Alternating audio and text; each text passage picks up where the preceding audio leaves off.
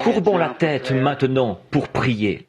Seigneur notre Dieu, grand Créateur des cieux et de la terre, qui a ramené Jésus d'entre les morts, et il est avec nous, vivant, depuis ces 2000 ans, toujours vivant pour confirmer sa parole et la rendre réelle à chaque génération. Nous sommes si reconnaissants pour sa divine présence, maintenant même, de savoir que nous avons cette grande assurance qu'après que cette vie-ci sera passée, nous avons la vie éternelle dans le monde à venir. Merci pour ça, Seigneur. Et cette espérance, c'est une ancre de l'âme, solide et sûre en temps de tempête. Et quand les tempêtes surviennent, que les grandes vagues déferlent, nous avons le sentiment que par la foi en lui, nous pouvons caresser chaque vague.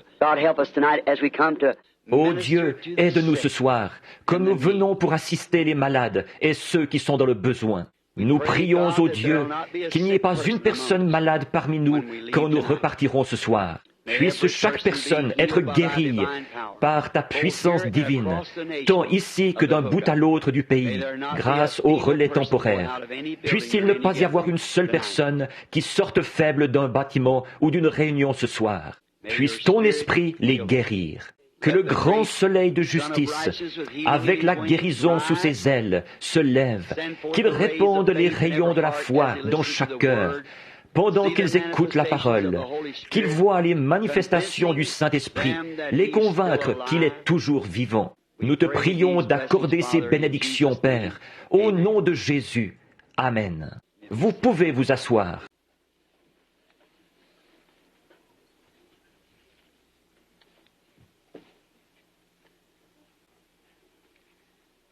Nous considérons vraiment que c'est un grand privilège d'être de nouveau ici ce soir pour parler aux gens et prier pour les malades. Nous voulons saluer tous ceux là-bas qui nous sont reliés par le téléphone, d'un bout à l'autre du pays ce soir encore. Et alors, nous prions Dieu de bénir chacun de vous, espérant que tous ceux qui ont accepté Christ ce matin seront remplis du Saint-Esprit, et qu'ils vivront toujours fidèles et loyaux envers lui jusqu'à ce que la vie soit terminée ici sur terre, cette vie mortelle. Et alors, pour avoir fait ça, ils ont la vie éternelle. Ils ne mourront jamais dans l'âge à venir, cet âge glorieux que nous attendons tous. Maintenant, nous allons dire ceci, pendant que j'y pense, non pas pour interrompre. Frère Vail est ici, et il se pourrait que je n'arrive plus à le voir. Puis-je vous envoyer ce manuscrit quand je serai rentré à Tucson? Je suis en train de le parcourir. Je ne l'ai pas encore entièrement lu, et je vous le renverrai aussitôt que je serai arrivé à Tucson. Maintenant, je voudrais faire une annonce. Ceci est spécialement adressé aux églises de partout, spécialement dans l'Ouest, ou n'importe où, qui voudront venir. Notre noble frère Perry Green, c'est lui qui est l'instigateur de cette liaison téléphonique que nous avons ici. Le Seigneur a mis sur son cœur de venir nous visiter à Tucson et de commencer un réveil à Tucson, ce dont nous avons réellement besoin. Donc, frère Perry sera à Tucson. Si vous désirez le contacter, vous n'avez qu'à entrer en contact avec notre bureau là-bas. Ce sera les 10, 11, 12 et 13 août. Il a cela sur son cœur depuis longtemps. Et je lui ai dit, il n'y a qu'un seul moyen d'ôter cela de votre cœur, c'est d'aller le faire. Et c'est un frère chrétien, un vrai serviteur de Dieu. Et vous, les gens de Tucson, je sais que vous serez bénis pendant qu'il exercera son ministère quelque part là-bas, peut-être à l'auberge Ramada, ou à l'endroit auquel le Seigneur aura pourvu. Il ne l'a pas indiqué là-dessus. Mais je sais que vous serez bénis en venant écouter frère Green pendant qu'il nous exposera la parole de Dieu, qu'il priera peut-être pour les malades ou ce qui devra être fait selon l'onction de Dieu.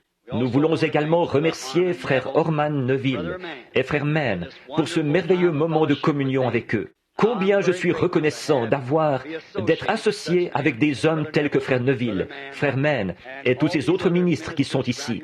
Je suppose qu'on a déjà souligné leur présence. Si notre conseil et notre Église ici ne l'ont pas fait, je suis sûr que Dieu, lui, reconnaît votre présence ici comme ses serviteurs. Que le Seigneur vous bénisse à jamais. Maintenant, on m'a demandé une petite chose ici, sur un bout de papier qui m'a été remis. Ils ont eu une réunion des administrateurs l'autre soir ici, du conseil des administrateurs et des diacres.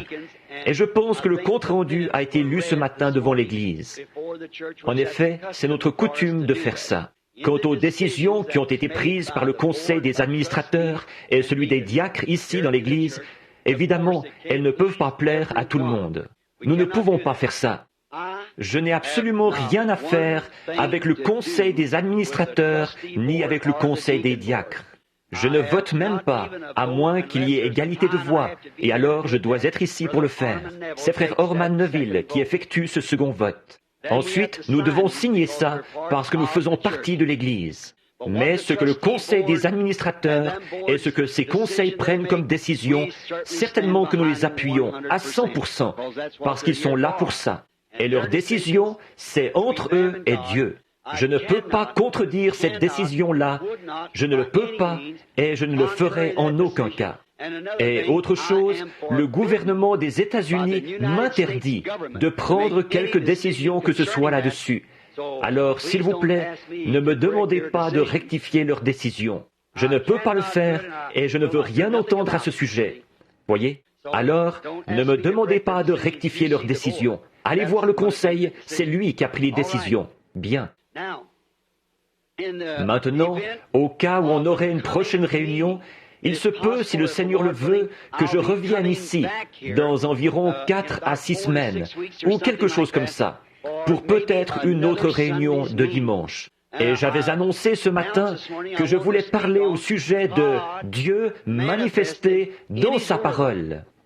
Mais je n'aurai pas le temps d'apporter ça ce soir, et franchement, je n'ai presque pas assez de voix pour le faire. Et puis, la foule, il y a presque autant de gens à l'extérieur qu'il y en a à l'intérieur, et peut-être plus, en comptant ces autocars et camions et tout, qui sont parqués là-dehors avec des gens. On a amplifié un peu le signal de l'émission, nous pourrons l'entendre. Cette petite onde, cette onde courte qui est émise du tabernacle, nous pouvons la capter jusqu'à un pâté de maison. Et certaines voitures se trouvent à plusieurs pâtés de maison. Les files de voitures, ça et là, de tous côtés et dans les rues, autour du tabernacle ce soir. Je ne crois pas qu'à aucun moment, visiblement, nous ayons jamais eu plus de gens entassés à l'intérieur et autour de l'église que nous en avons ce soir. Alors nous sommes... Et beaucoup viennent et repartent tout simplement en voiture. Alors, ça montre bien que là où est le cadavre, là s'assembleront les aigles. Et permettez-moi de vous dire ce soir que dans ce petit groupe de gens, il y a un rassemblement international. En fait, plus des 2/3 des États de l'Union sont représentés ici, en plus de 5 nations étrangères, la Russie même, et toutes les différentes régions du pays. Depuis tout là-bas au Venezuela, là-bas en Jamaïque, de partout, toutes les régions du pays, il y a des gens qui sont ici, qui ont faim et soif de Dieu. Quel moment merveilleux! Maintenant, je voudrais, avant de lire la Bible, et je vous demanderai de prier pour moi maintenant. Je vais essayer d'apporter un petit message, si le Seigneur le veut, sur l'appropriation de la guérison divine. En effet, ce matin, nous avons parlé du salut. Et ce soir, nous allons parler pendant quelques minutes de la guérison divine. Et ensuite former la ligne de prière et prier pour les gens. Pendant que nous ferons ça, ceux des relais temporaires, où que vous soyez, même là-dehors, dans les autocars et dans les voitures, tout autour dans un rayon d'1 ou de 2 pâtés de maison à partir du tabernacle, quand il sera temps de prier pour les malades, si vous ne pouvez pas entrer dans le bâtiment, et vous ne le pouvez pas, j'en suis sûr maintenant, parce que partout les entrées sont bondées au-delà des limites, et pas de place nulle part, alors priez et imposez-vous les mains les uns aux autres là-bas, et que chaque ministre qui est avec nous grâce au relais temporaire ce soir, prie aussi pour son assemblée pendant que les services de guérison seront en cours. Nous croyons que Dieu est omniprésent, partout. Maintenant, avant que nous lisions ou avant que nous prions, nous voulons lire dans la parole de Dieu. Tout à l'heure, j'ai changé les passages de l'Écriture que j'avais, étant donné que je voulais changer le genre de réunion que j'avais décidé de faire ce soir. Alors, j'ai changé un peu ça. Et donc, j'ai dû changer les passages de l'Écriture que j'avais. Non pas les changer, mais les placer dans un autre ordre en rapport avec la guérison divine, pour que les gens comprennent. Prenons dans Luc, au chapitre 24, et nous allons commencer au verset 12 du chapitre 24 et lire jusque vers 34. C'est sur la résurrection du Seigneur Jésus. Mais Pierre se leva et courut au sépulcre, s'étant baissé, et il ne vit que les linges, dans l'étonnement de ce qui était arrivé. Et voici, le même jour, 2 disciples allaient à un village nommé Emmaüs, éloigné de Jérusalem de 60 stades. Or, il faut 10 stades pour faire 1 mille, donc c'était environ 6 milles.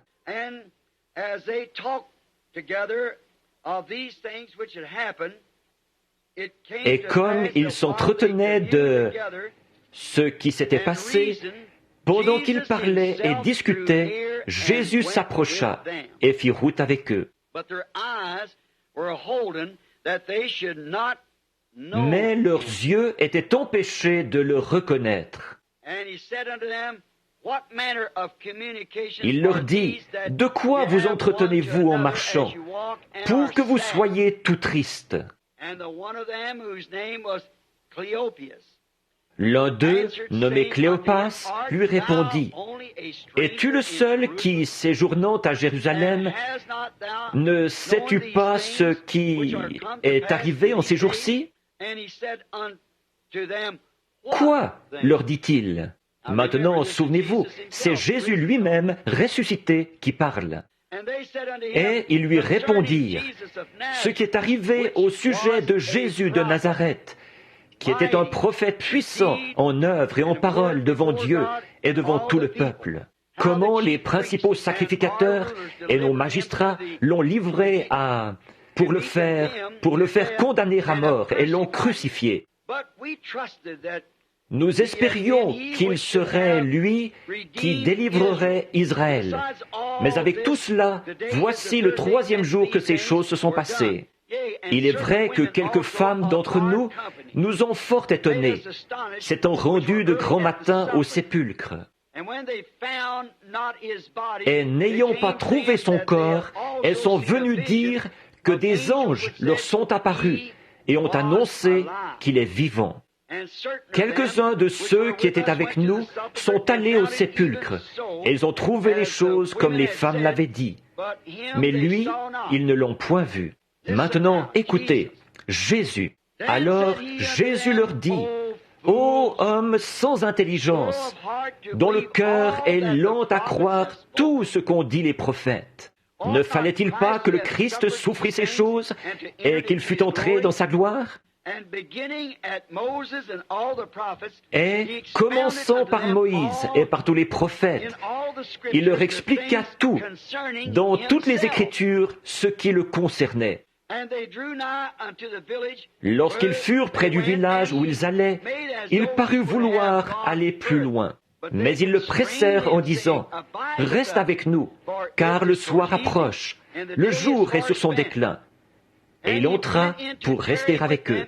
Pendant qu'il était à table avec eux, il prit le pain, et après avoir rendu grâce, il le rompit et le leur donna. Alors leurs yeux s'ouvrirent, et ils le reconnurent, mais il disparut de devant eux. Et ils se dirent l'un à l'autre, « Notre cœur ne brûlait-il pas au-dedans de nous, lorsqu'il nous parlait en chemin, et nous expliquait les Écritures ?» Se levant à l'heure même, ils retournèrent à Jérusalem. Ils trouvèrent les 11, et lorsqu'ils étaient avec eux, assemblés et disant, « Le Seigneur est réellement ressuscité, et il est apparu à Simon. » Et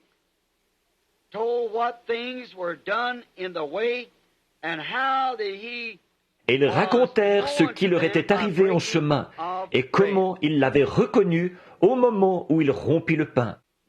Maintenant, prions. Bienveillant Père bien-aimé, nous te remercions pour ta parole, car ta parole est la vérité, ta parole est la vie. Et toi, ô Seigneur, et ta parole est un. Alors, nous te prions ce soir, Seigneur, de venir parmi nous dans la puissance de ta résurrection et de te manifester à nous ce soir comme ceux qui revenaient d'Emmaüs. Que nous aussi, nous retournions chez nous en disant, « Notre cœur ne brûlait-il pas au-dedans de nous ? Accorde-le, Seigneur. Le temps du soir approche de nouveau. » Car nous le demandons au nom de Jésus. Amen.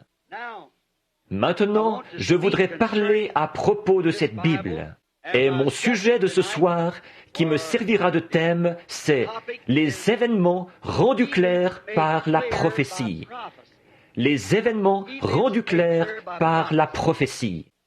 Maintenant, la Bible est un livre différent de tous les autres livres sacrés. La Bible est un livre différent. C'est un livre de prophétie qui annonce d'avance des événements futurs. Et elle est aussi la révélation de Jésus-Christ. D'un bout à l'autre, de la Genèse à l'Apocalypse, elle le présente dans sa plénitude, ce qu'il a été et ce qu'il est. Et tout le livre au complet, Apocalypse 1, 1 à 3, dit que ce livre est un livre de la révélation de Jésus-Christ, qui est la parole de Dieu.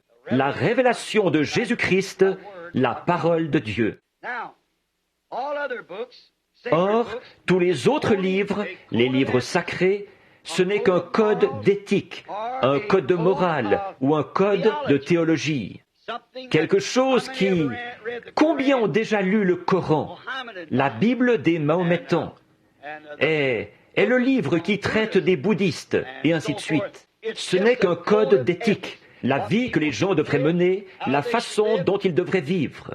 Mais il n'y est pas prophétisé, il n'y est rien dit au sujet de ces choses-ci, ni au sujet de dons spéciaux qui seraient donnés à quelqu'un, de choses qui allaient arriver.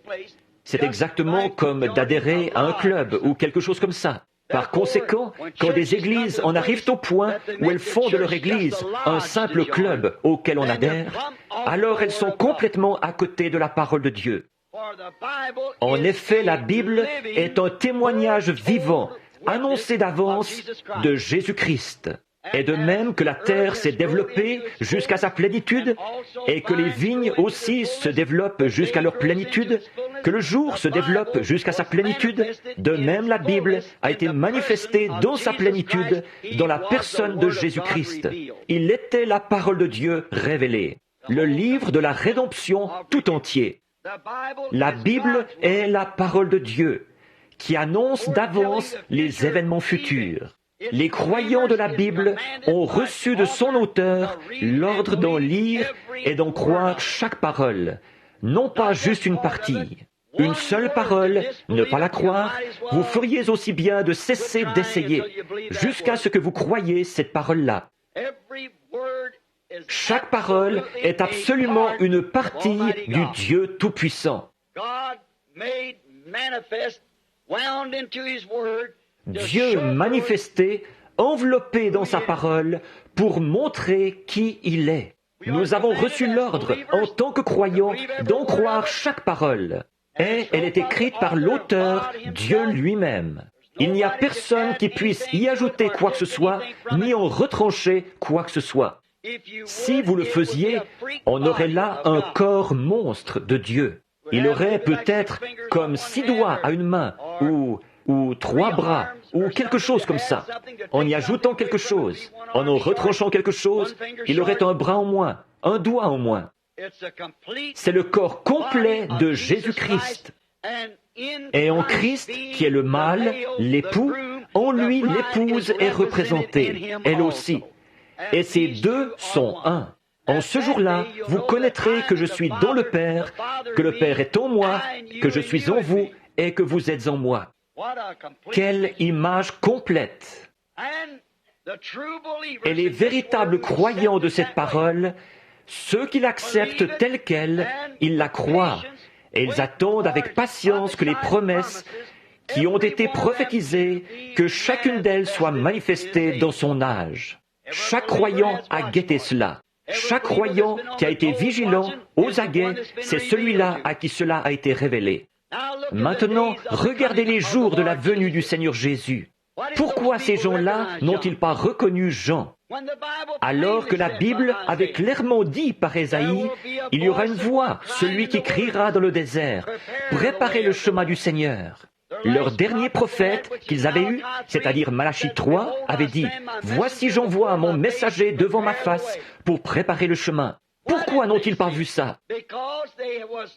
C'est parce qu'ils regardaient quelque chose qui était déjà accompli. Ils basaient leurs pensées sur un certain message qui avait été proclamé avant. Et n'ont pas vu la manifestation présente de Dieu dans le jour où ils vivaient. Et les chrétiens partout, c'est exactement là l'état du monde ce soir. Sans contredit, c'est la vérité. Les chrétiens partout, ils cherchent à regarder en arrière, à un certain code d'éthique que M. Luther a écrit, ou M. Wesley, Sankey, Finney, Knox, Calvin, et aucun de nous ne peut dire quoi que ce soit contre. Mais ça, c'était à une époque passée.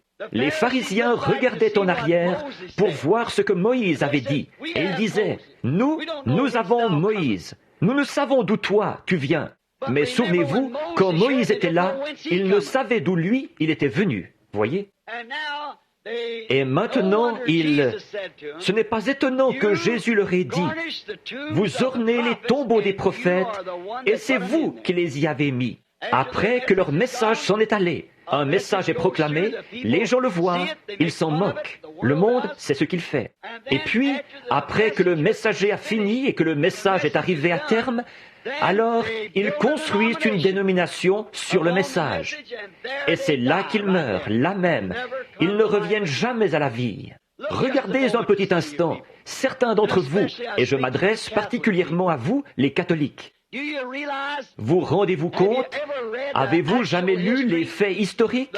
L'histoire de l'Église catholique romaine?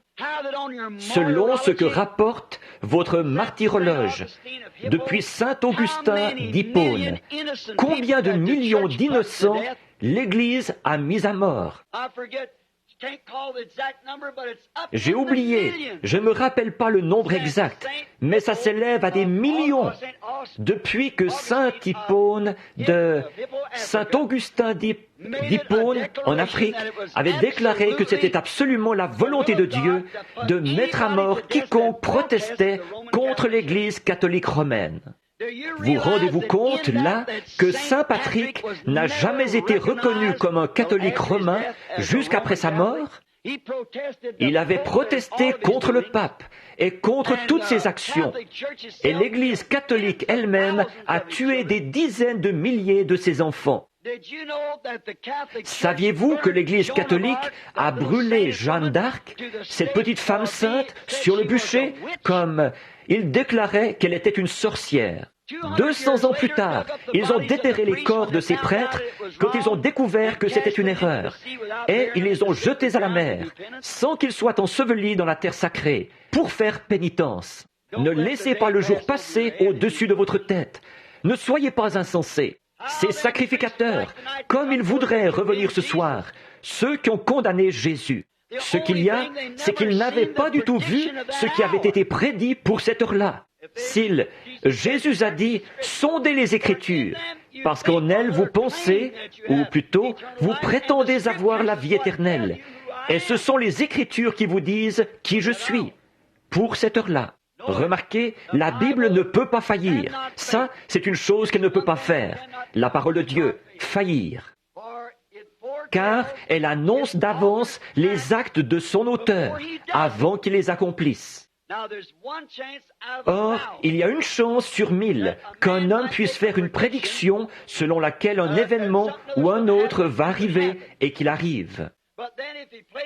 Mais s'il précise le lieu où la chose va arriver, ça diminue ses chances à peut-être 1 sur 10 000. S'il dit quel jour la chose va arriver, ça diminue les chances à 1 sur environ 1 million. Et à qui la chose va arriver, ça réduit ses chances des milliards de fois. Mais cette Bible vous dit exactement qui, Quand, où et quoi attendre? Elle n'a jamais failli une seule fois. C'est pourquoi, au cours d'une petite discussion, il n'y a pas longtemps, avec un prêtre de l'église du Sacré-Cœur, ici, il disait, « Monsieur Branham, vous essayez de soutenir des argumentations par une Bible. » Il disait, « Ça, c'est l'histoire de l'église. » J'ai dit, « Ce n'est pas de l'histoire, c'est Dieu lui-même sous forme écrite. » Il a dit, « Dieu est dans son Église. » J'ai dit, « Dieu est dans la parole, et que tout ce qui est contraire soit reconnu pour un mensonge. » Car il a dit que ma « soit reconnue pour vraie, et toute parole d'homme pour un mensonge. » Il a dit, « Nous ne devons pas nous engager dans une dispute. » J'ai dit, « Je ne vous ai jamais demandé de vous engager dans une dispute. Mais la Bible dit bien, « Venez, plaidons ensemble. » Elle annonce d'avance les actions de l'auteur avant qu'il les accomplisse. Par conséquent, les ayant annoncés, alors chaque homme et chaque femme se retrouvera au tribunal du jugement, en n'ayant aucune excuse. Si vous vous fiez à ce que les méthodistes en disent, ce que les baptistes en disent, ce que les catholiques disent, ce que les pentecôtistes disent, ou n'importe quelle autre église, il se pourrait que vous ayez des désillusions au jugement. Mais si vous regardez simplement à ce que la Bible annonce comme devant arriver, et au moment où la chose va arriver, alors vous reconnaîtrez ce qui arrive. Or, ce n'est pas exposé là à la vue de tous, pour que tout le monde puisse le voir. En effet, Jésus a rendu grâce à Dieu d'avoir caché ces choses aux yeux des sages et des intelligents, et de les avoir révélées aux petits-enfants qui seraient disposés à apprendre. Pensez-y, le Dieu Tout-Puissant installé dans sa propre parole, avec le pouvoir d'aveugler les riches et les insolents et les érudits instruits, d'aveugler leurs yeux pour qu'ils ne puissent pas le voir, et d'ouvrir les yeux des pauvres et des illettrés. Remarquez, ces gens qui revenaient d'Emmaüs, il a dit que leur intelligence avait été empêchée de le reconnaître. Toute la journée, il lui avait parlé, et il n'avait même pas reconnu qui c'était. Dieu peut faire ça, car il est Dieu. C'est exactement ce qu'il a fait à ses sacrificateurs, ses scribes, parce qu'il était écrit qu'ils devaient le faire. Dieu a aveuglé leurs yeux pour que nous puissions avoir une chance. Remarquez, ils ne pouvaient pas voir quelle qu'ait été leur qualité d'érudit, leur qualité de sacrificateur, quoi qu'ils aient pu faire. Ils ne pouvaient toujours pas voir ce qu'il en était parce qu'ils étaient aveugles. Ils avaient peut-être 10 dixièmes à chaque œil quant à la vue physique, mais leur vue spirituelle. C'est la même chose que j'essayais de dire ce matin au sujet de l'adultère des femmes qui s'habillent comme elles le font maintenant. Elles sont bel et bien adultères. Dans le livre de Dieu, elles sont coupables d'adultère chaque fois qu'elles mettent des vêtements sexy. Leur âme, sans savoir. Je crois que ces femmes, beaucoup d'entre elles, des milliers d'entre elles, sont innocentes et qu'elles ne voudraient absolument pas commettre adultère.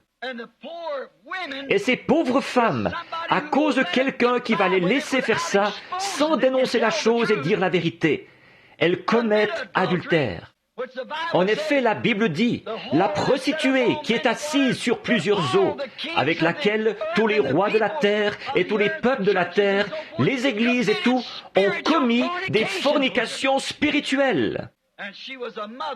Et elle était la mère des prostituées, des dénominations. Nous regardons à la Bible, car Dieu ne nous laisse pas dans les ténèbres. Il a envoyé la Bible pour nous annoncer d'avance les événements avant qu'ils arrivent, et même de quelle nature ils seraient et à quel moment ils arriveraient. Maintenant, c'est comme consulter un calendrier pour voir à quelle date on est. Si vous pensez, vous dites que c'est samedi, c'est dimanche, on est quoi? Consultez le calendrier. Le calendrier vous indiquera quel jour on est. Quand vous voyez les actions des gens qui peut-être se rendent à l'église, que vous voyez entendez sonner les cloches, vous vous demandez quel jour on est. Consultez le calendrier. Il vous indiquera quel jour on est. Et quand vous voyez l'Église devenir mondaine, comme ce qui arriva du temps de Sodome, que vous voyez le monde des églises, alors qu'elles entrent toutes qu'elles adorent le Dieu de cet âge mauvais, de voir ça. Et puis, de voir un petit groupe minoritaire, rassemblé sous l'inspiration de Dieu, produisant de nouveau la vie de Jésus-Christ. Par les passages de l'Écriture qui sont censés arriver, vous savez à quelle heure vous vivez. Cette Bible annonce d'avance, par la prophétie, le jour où nous vivons, et le temps où nous vivons, et le genre d'événements qui devraient arriver.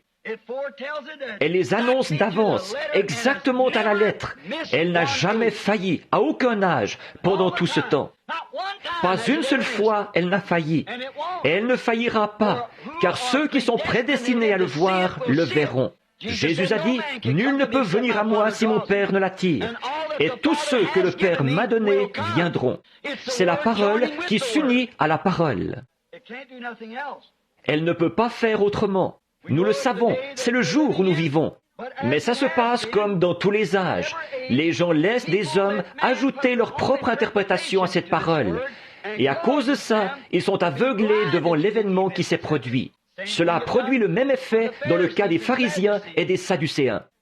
Même quand Paul s'est tenu là et qu'il a essayé de citer l'Écriture et qu'un homme l'avait giflé parce qu'il avait traité le souverain sacrificateur de muraille blanchie. Et alors, ils ont manqué de voir Dieu confirmer sa parole qui avait été prophétisée. Voyez-vous, la Bible ne se contredit pas. La Bible, c'est Dieu. Il n'y a aucune contradiction en Dieu. Il est parfait.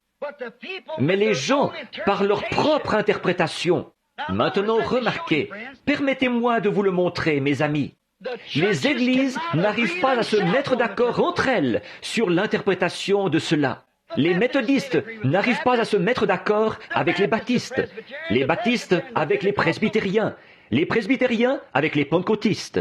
Et les quelques 40 différentes organisations de Pentecôte, elles n'arrivent pas à se mettre d'accord entre elles. Alors, vous voyez, ce serait de nouveau Babylone, la confusion. Mais Dieu fait lui-même l'interprétation de sa parole. Il a promis telle chose, ensuite il l'accomplit lui-même. Il en donne lui-même l'interprétation parce qu'il se fait connaître à cette heure-là, où le corps de Christ en est arrivé dans son développement en partant des pieds vers la tête. Remarquez, alors, c'est pour ça que ces gens n'arrivent pas à saisir. C'est parce qu'ils écoutent ce que quelqu'un d'autre en dit, au lieu de lire la parole comme Jésus leur a dit de le faire. Et ce sont elles qui rendent témoignage de moi. Sondez les Écritures. Vous pensez avoir en elles la vie éternelle. Et ce sont elles qui rendent témoignage de moi. Autrement dit, écoutez, qu'en est-il? Lisez les Écritures et voyez ce que le Messie devait faire. Voyez à quel moment le Messie devait venir. Regardez qui devait précéder le Messie. Regardez quelle heure il est. Il doit y avoir une voix de celui qui crie dans le désert. Jean. Et vous l'avez traité exactement comme vous l'avez voulu. Regardez ce que moi, je devais faire, quand je viendrai. Et maintenant, qu'avez-vous fait? Ai-je manqué d'accomplir cela? Voyez-vous, c'est Jésus qui parle. Ai-je manqué d'accomplir cela? Remarquez, alors que nous avançons en parcourant les Écritures cet après-midi, comment toutes les choses qui avaient été prophétisées à son sujet sont arrivées exactement comme elles devaient arriver. Ils auraient dû reconnaître cet événement. Il y a ce fanatique qui a fait son apparition, ce jeune homme d'environ 33 ans ou de 30 ans, et il est allé là-bas, il a affirmé qu'il y avait toutes sortes de lumières et des colombes qui montaient. Et, eh bien, c'était vraiment une honte. Il disait, il est né de parents non mariés, qui ont affirmé qu'il était né d'une naissance virginale. N'aurait-il pas dû savoir qu'Ésaïe avait dit, dans Ésaïe 9:6, un enfant nous est né? N'aurait-il pas aussi dû savoir que le prophète Ésaïe avait dit, une vierge concevra? Ils auraient dû savoir ces choses. Mais vous voyez, ce qu'il y avait, c'est qu'ils appliquaient ça quelque part très loin dans l'avenir. Et cet homme-là, à leur avis, il ne correspondait pas à la description. Mais il leur a demandé, sondez les Écritures, car vous pensez avoir en elles la vie éternelle. Et ce sont justement elles qui rendent témoignage de mon message. Non pas ce qu'un théologien avait dit, mais ce que Dieu, sa propre parole, avait dit qu'il arriverait. Amen. C'est pareil maintenant. Sondez les Écritures, car ce sont elles qui nous disent quelle est l'heure où nous vivons, qui nous disent exactement ce qui arrivera en ce jour-ci. C'est à elles que vous devriez vous fier, car ce sont elles qui rendent témoignage de la personne de Jésus-Christ. En effet, la Bible dit qu'il est le même hier, aujourd'hui et éternellement, parce qu'il est la révélation de la parole pour l'âge. Il ne peut pas en être autrement. Par conséquent, en écoutant l'interprétation de l'homme, il voit la confirmation de la parole de Dieu, qui s'est accomplie. Il n'arrive pas à voir ce qu'il en est. En effet, c'est en train d'arriver pendant tout ce temps, mais parce qu'ils écoutent, et Jésus a dit, ce sont des conducteurs aveugles. Et si un aveugle conduit un aveugle, qu'est-ce qui leur arrive? Maintenant, souvenez-vous, la Bible a prédit que cet âge ecclésiastique, l'âge de Laodicée, serait aveugle. Il l'avait expulsé de l'Église. Il n'y a aucun autre âge de l'Église où Jésus était à l'extérieur. Mais dans l'âge de l'Église de Laodicée, il était en dehors, cherchant à revenir à l'intérieur. Je me tiens à la porte et je frappe. Il est censé être à l'intérieur.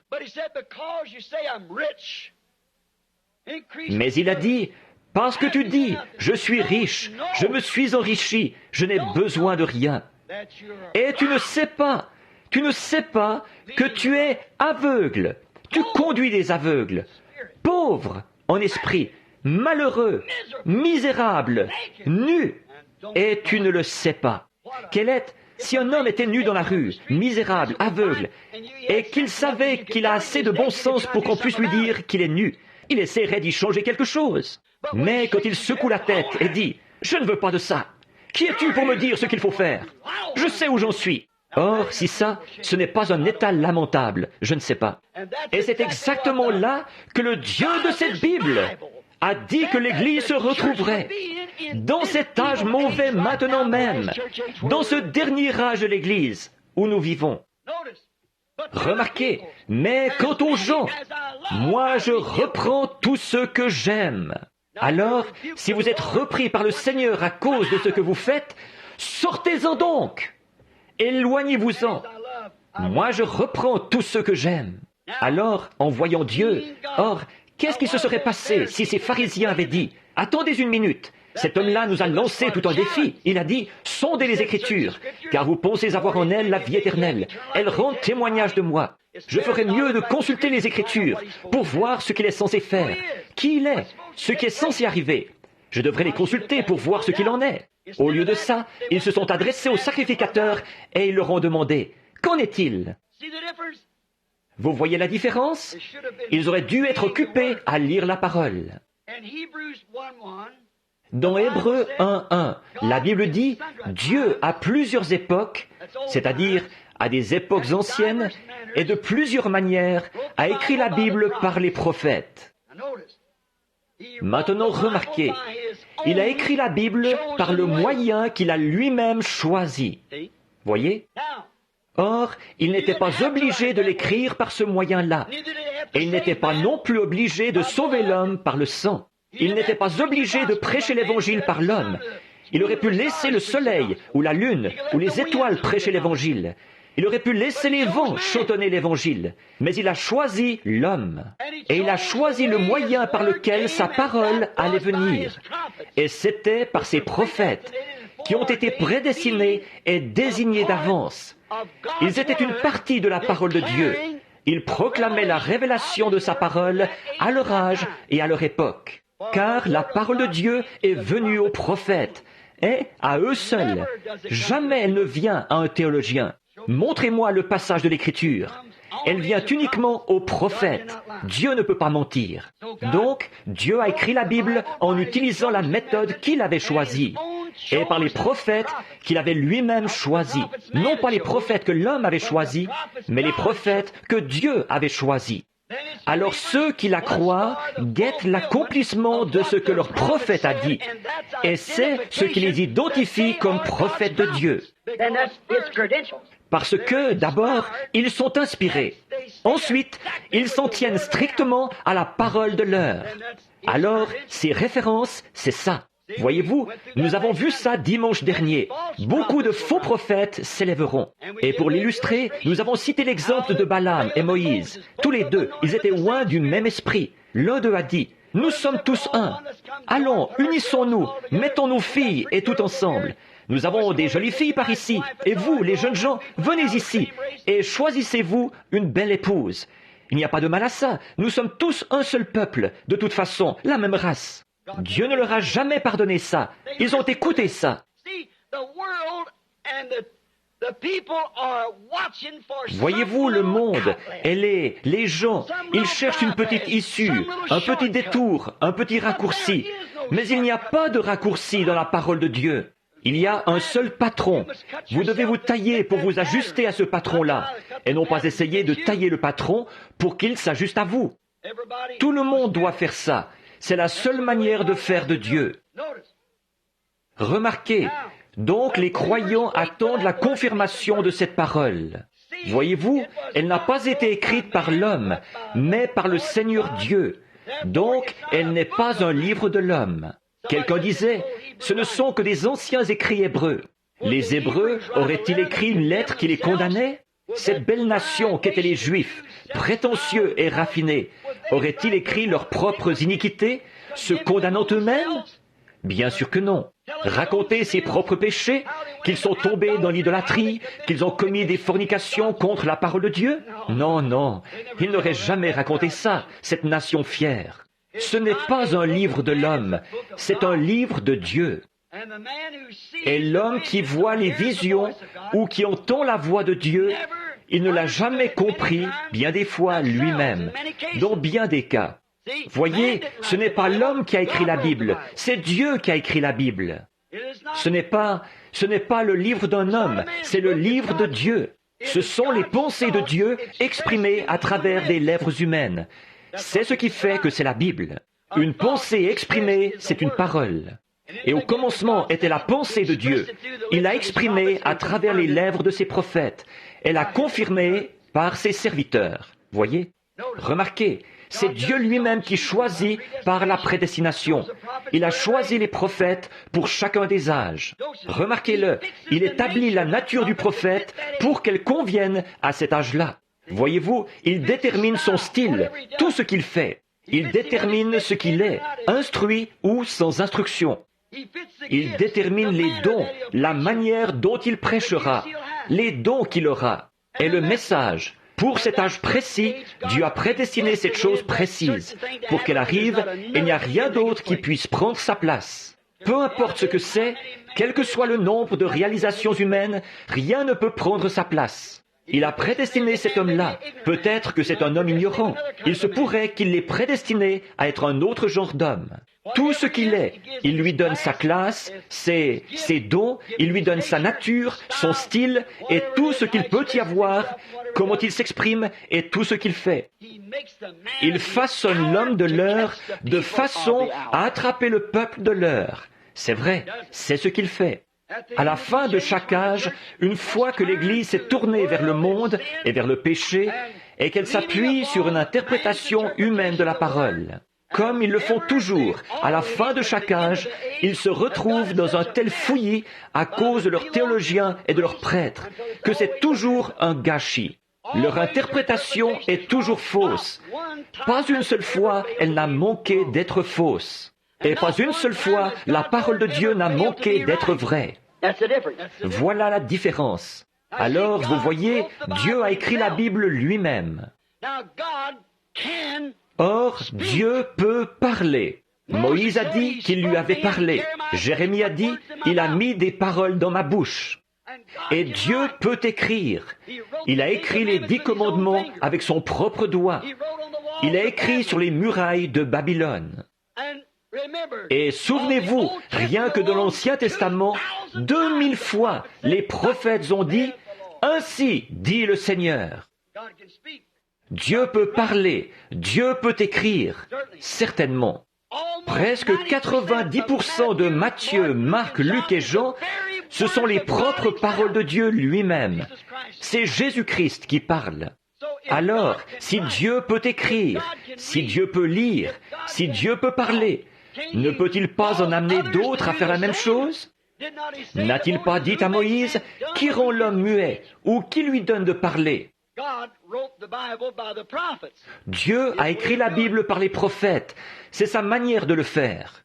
Maintenant, chaque fois que l'Église s'embrouille, et Dieu savait d'avance que c'est ce qui leur arriverait, car il connaissait tout d'avance. C'est pour cette raison qu'il a là son prophète, celui qu'il a préparé pour cet âge-là, pour rappeler ceux de son élection, par sa parole confirmée, par des signes et des prodiges, et par la confirmation de sa parole, en confirmant la parole par les signes qui l'accompagnent, comme il l'a promis. Il donne la véritable interprétation après que le prophète lui-même a été confirmé. Tous le haïssent, excepté les élus, ceux à qui il est envoyé. Maintenant, examinez chaque cas et voyez si c'est vrai ou pas. Seulement ceux à qui il est envoyé. Il est venu vers les siens et les siens ne l'ont point reçu. Mais à tous ceux qui l'ont reçu, il a donné le pouvoir de devenir enfants de Dieu. Remarquez, chaque examen de la parole, dans chaque cas et à la fin de chaque âge, ou au point culminant, ou à la jonction, comme j'ai prêché là-dessus bien des fois. Considérez l'âge de Noé, au point culminant avant le jugement. Qu'est-ce qui s'est passé? Noé, c'est seulement sa propre famille qui a cru cet homme. Les autres l'ont critiqué, et le monde entier a été détruit. Du temps d'Abraham, il n'y a que le groupe d'Abraham qui a cru. Quand les anges sont allés prêcher à Sodome, il n'y a que Lot avec sa femme et ses 2 filles qui sont sorties. Et elle s'est retournée et est devenue une statue de sel. Du temps de Moïse, il n'y a que les élus d'Israël qui sont sortis. Et Pharaon le haïssait.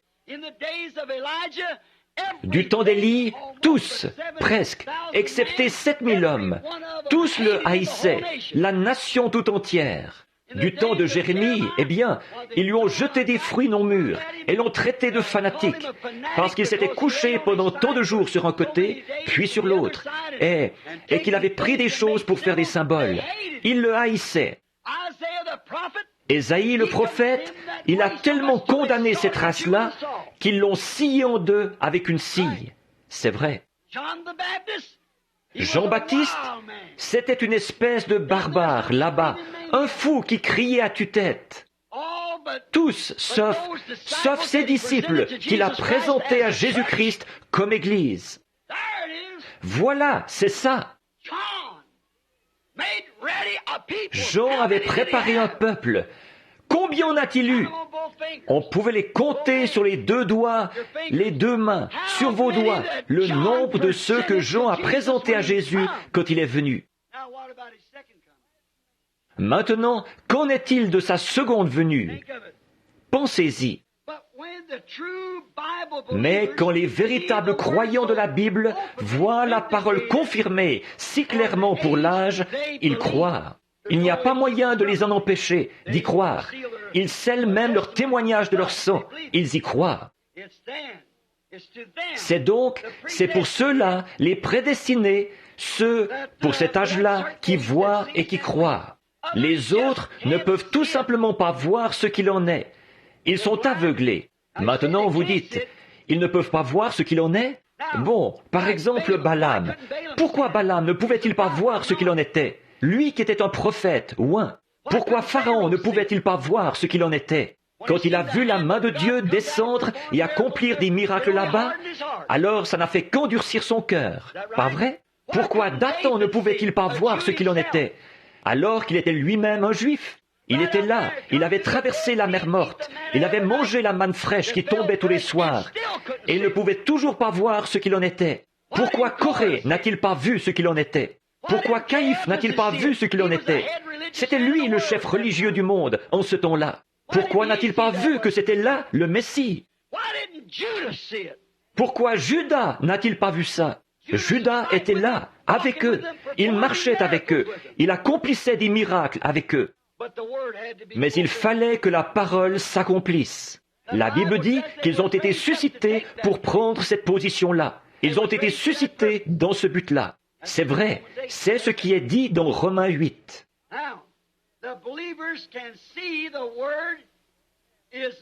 Or, les croyants peuvent voir que la parole est faite chair dans leur génération, que Dieu parle. Maintenant, c'est vrai, ces véritables croyants, c'est 7000, ou est-ce que c'était 700? Du temps d'Élie, c'est bien 7000. Du temps d'Élie, il y a eu 7000 hommes sur environ 2 ou 3 millions qui ont vu que c'était vrai. Pas même un centième du peuple, pratiquement. Mais ceux-là ont vu que c'était vrai. Ils ont vu Dieu manifester. Cette pauvre veuve à qui Élisée a été envoyé, elle était allée ramasser ces morceaux de bois pour faire un gâteau, avec juste ce qu'il fallait pour faire un gâteau pour elle et pour son fils, après quoi il mourait. Mais observez Élie, il a dit, « Fais-moi un premièrement, car ainsi dit le Seigneur, le pot ne se videra point et la cruche ne séchera point, jusqu'au jour où le Seigneur Dieu fera tomber de la pluie sur la face du sol. » Sans poser de questions, elle est tout de suite allée faire le gâteau pour le lui donner. Il avait dit, « Fais le mien premièrement, et ensuite, va en faire un pour toi et pour ton fils. » En effet, elle avait écouté cet homme-là, elle l'avait regardé, elle était une semence prédestinée. Beaucoup de gens disaient, « Voilà encore ce vieux détraqué, c'est à cause de lui que Dieu nous a maudits. » Souvenez-vous, Élie, il avait dit, « C'est toi qui jettes le trouble en Israël. » Il a dit, « C'est plutôt toi qui as troublé Israël. » Voyez-vous qui Dieu, de qui il confirmait la parole? Sa propre parole. Donc, la Bible dit qu'ils ont été suscités dans ce but. Mais quand l'incroyant, mais maintenant, quand le véritable croyant voit la parole de l'âge faite chair, Dieu qui parle à travers des lèvres humaines, et ensuite qui accomplit exactement ce qu'il a dit qu'il ferait, ça règle la question. Maintenant, regardez tout ce qui s'ensuit. Ne regardez pas aux signes. Si vous regardez aux signes, vous serez dupés, aussi sûr que 2 et 2 font 4. Des faux prophètes s'élèveront et feront des signes et des prodiges qui séduiraient les élus si c'était possible. Regardez à la parole. Regardez ces sacrificateurs, ces prophètes, ce prophète hébreu qui se tenait là, Sédécias, avec 2 énormes cornes. Il disait, « Je suis un prophète ordonné de Dieu. » C'est vrai. J'en ai 399 ici même avec moi. Et le Saint-Esprit est sur nous, qui confirme et qui déclare que ce pays nous appartient. Montons et emparons-nous-en. Et par ces cornes-ci, Achab, tu repousseras l'ennemi hors de notre territoire. Car Dieu nous a donné ce territoire. Observez cet homme religieux, ce brave homme, Josaphat. Il a dit, « N'en aurais-tu pas encore un autre ? Un autre ? Il y en a là 400 qui sont d'accord. » Il a dit, « Oui, il y en a encore un autre par ici, mais je le hais. » Il a dit, « Il est toujours en train de nous engueuler et de nous dire combien nous sommes de grands pécheurs et tout. » Il a dit, « Je le hais, c'est Michée, fils de Jimla. » Il a dit, « Oh, que le roi ne parle pas ainsi, va le chercher, et écoutons ce qu'il a à dire. » Ils l'ont amené là-bas. Il a dit, « Accorde-moi cette nuit, et je verrai ce que le Seigneur en dira. » Achab a dit, « Je t'adjure de ne me dire que la vérité. » Et l'homme qui était venu, il avait dit, « Bon, si tu veux retrouver la bonne communion, dis exactement comme les autres. » Michée a dit, « Je ne dirai que ce que Dieu dira. » Voyez, le lendemain matin, ils se sont présentés là. Les rois ont revêtu leurs robes. Ils se sont assis à la porte. Toutes les célébrités. Le prophète était là. Ils ont dit, « Maintenant toi, le fanatique, qu'est-ce que tu as à dire là-dessus ?» Il a dit, « Monte !» Il a dit, « Mais j'ai vu Israël dispersé comme des brebis qui n'ont pas de berger. » Il la frappe de sa main, il l'a frappé sur la bouche. Le prophète a frappé le prophète sur la bouche. Or, des 2 côtés, les prophètes ouins qui se tenaient là, ils ont prophétisé 400 contre 1. Ça semblait bien convaincant. Or, le salut n'est pas toujours dans le grand nombre des conseillers. Ça dépend de ce sur quoi ils conseillent, de ce qu'est leur conseil. Il n'y avait pas de salut pour le roi là-dedans. Il a tenu pour vrai ce que ce grand nombre conseillait. Mais s'il s'était seulement arrêté et qu'il avait déroulé le rouleau, qu'il avait regardé ce qu'Élie venait de dire, alors Michée ne pouvait rien dire.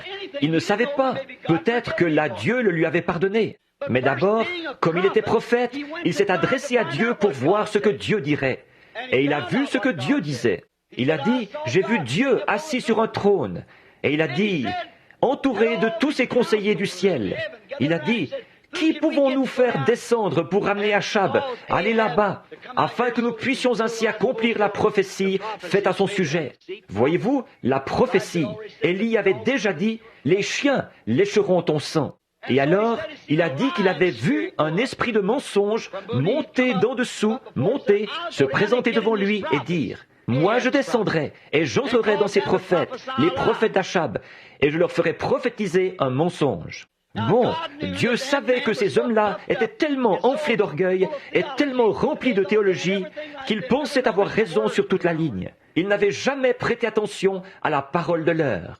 Alors Dieu a dit, tu réussiras, vas-y, descends. Et quand Michée a eu dit ça, alors forcément que prophétisait sous l'influence d'un mauvais esprit. Ils auraient tout de suite débranché le téléphone, ou ils auraient éteint la radio, ou ils auraient fait n'importe quoi, d'entendre cela être dit carrément contre eux. Ils se seraient levés et ils seraient sortis.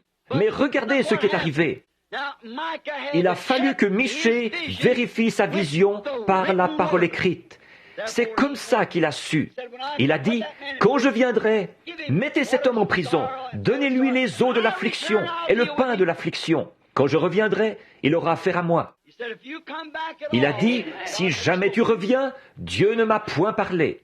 Ça, c'est quand il sait que sa vision est tout à fait conforme à chaque parole qui s'applique à cette heure-là. Le temps était venu pour Achab. Frères, sœurs, maintenant c'est l'heure et le temps de l'appel à sortir de Babylone. Les lumières du soir sont ici. Marchez dans la lumière pendant qu'il fait clair. Remarquez, les croyants ont vu la parole manifestée et ils la croient. Jésus a dit, « Mes brebis connaissent ma voix, ma parole, mes signes pour l'âge. Celui qui est faux, elles ne le suivront pas. » Maintenant, venons-en à notre texte, parce que je vois que je vais m'éloigner. Je veux mettre l'accent plus particulièrement sur la ligne de prière. Revenons maintenant au texte que nous contemplons ici, pendant une minute. Eh bien, ça se reproduira de nouveau, comme toujours.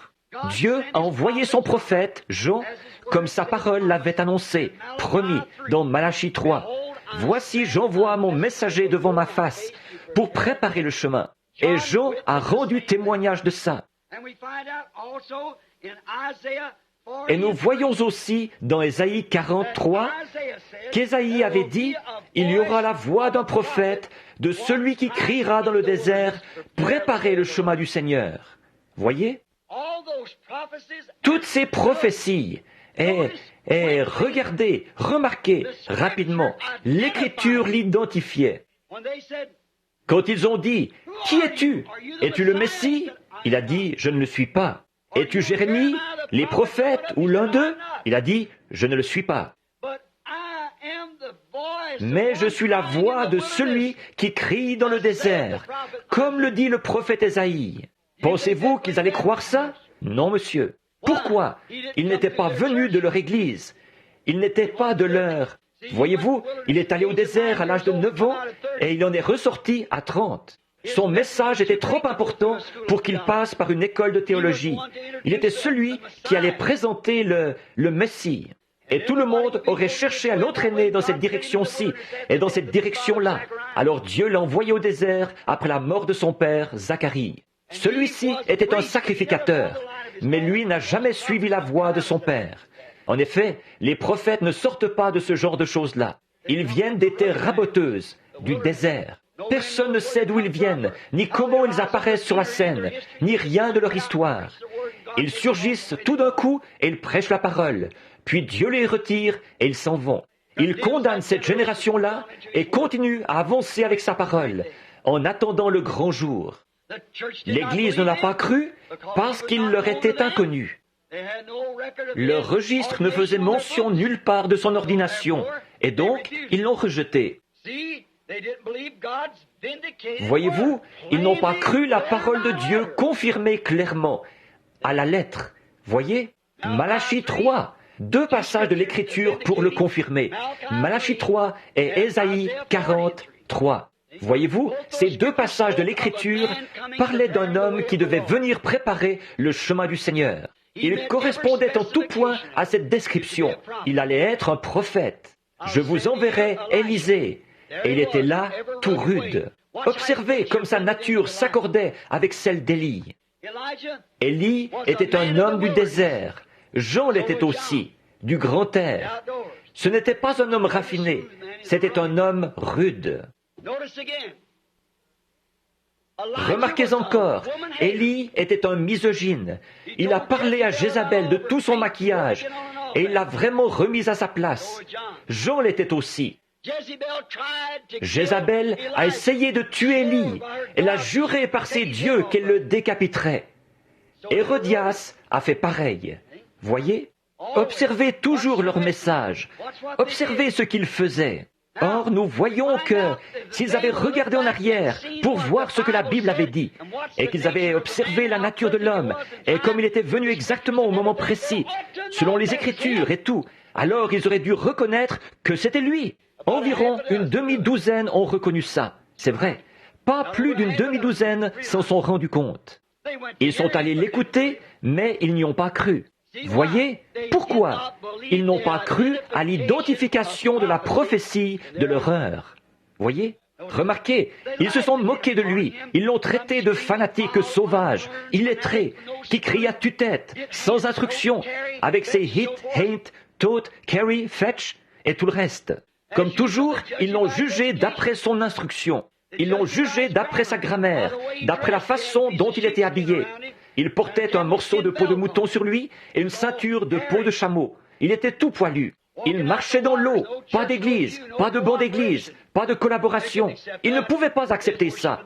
Ils adoraient le Dieu du monde. Voyez? Maintenant, je ne veux pas dire qu'il n'y a pas de faux prophètes qui se présentent, comme Jean Bresse et Jeannès. Mais la façon dont il vous faut procéder, c'est de vérifier le message original par la parole. Et là, ça y est, vous saisissez l'âge dans lequel ça se trouve et ce qui est prophétisé pour cet âge-là. Alors la prophétie de Jean a été confirmée, suivant l'ordre même de Dieu. Regardez bien avec quelle perfection. La Bible dit, la parole du Seigneur vient au prophète. Et Jésus était la parole. Jean, il était en train de prophétiser que la parole allait venir s'accomplir. Et Jésus, la parole, est venu au prophète dans l'eau.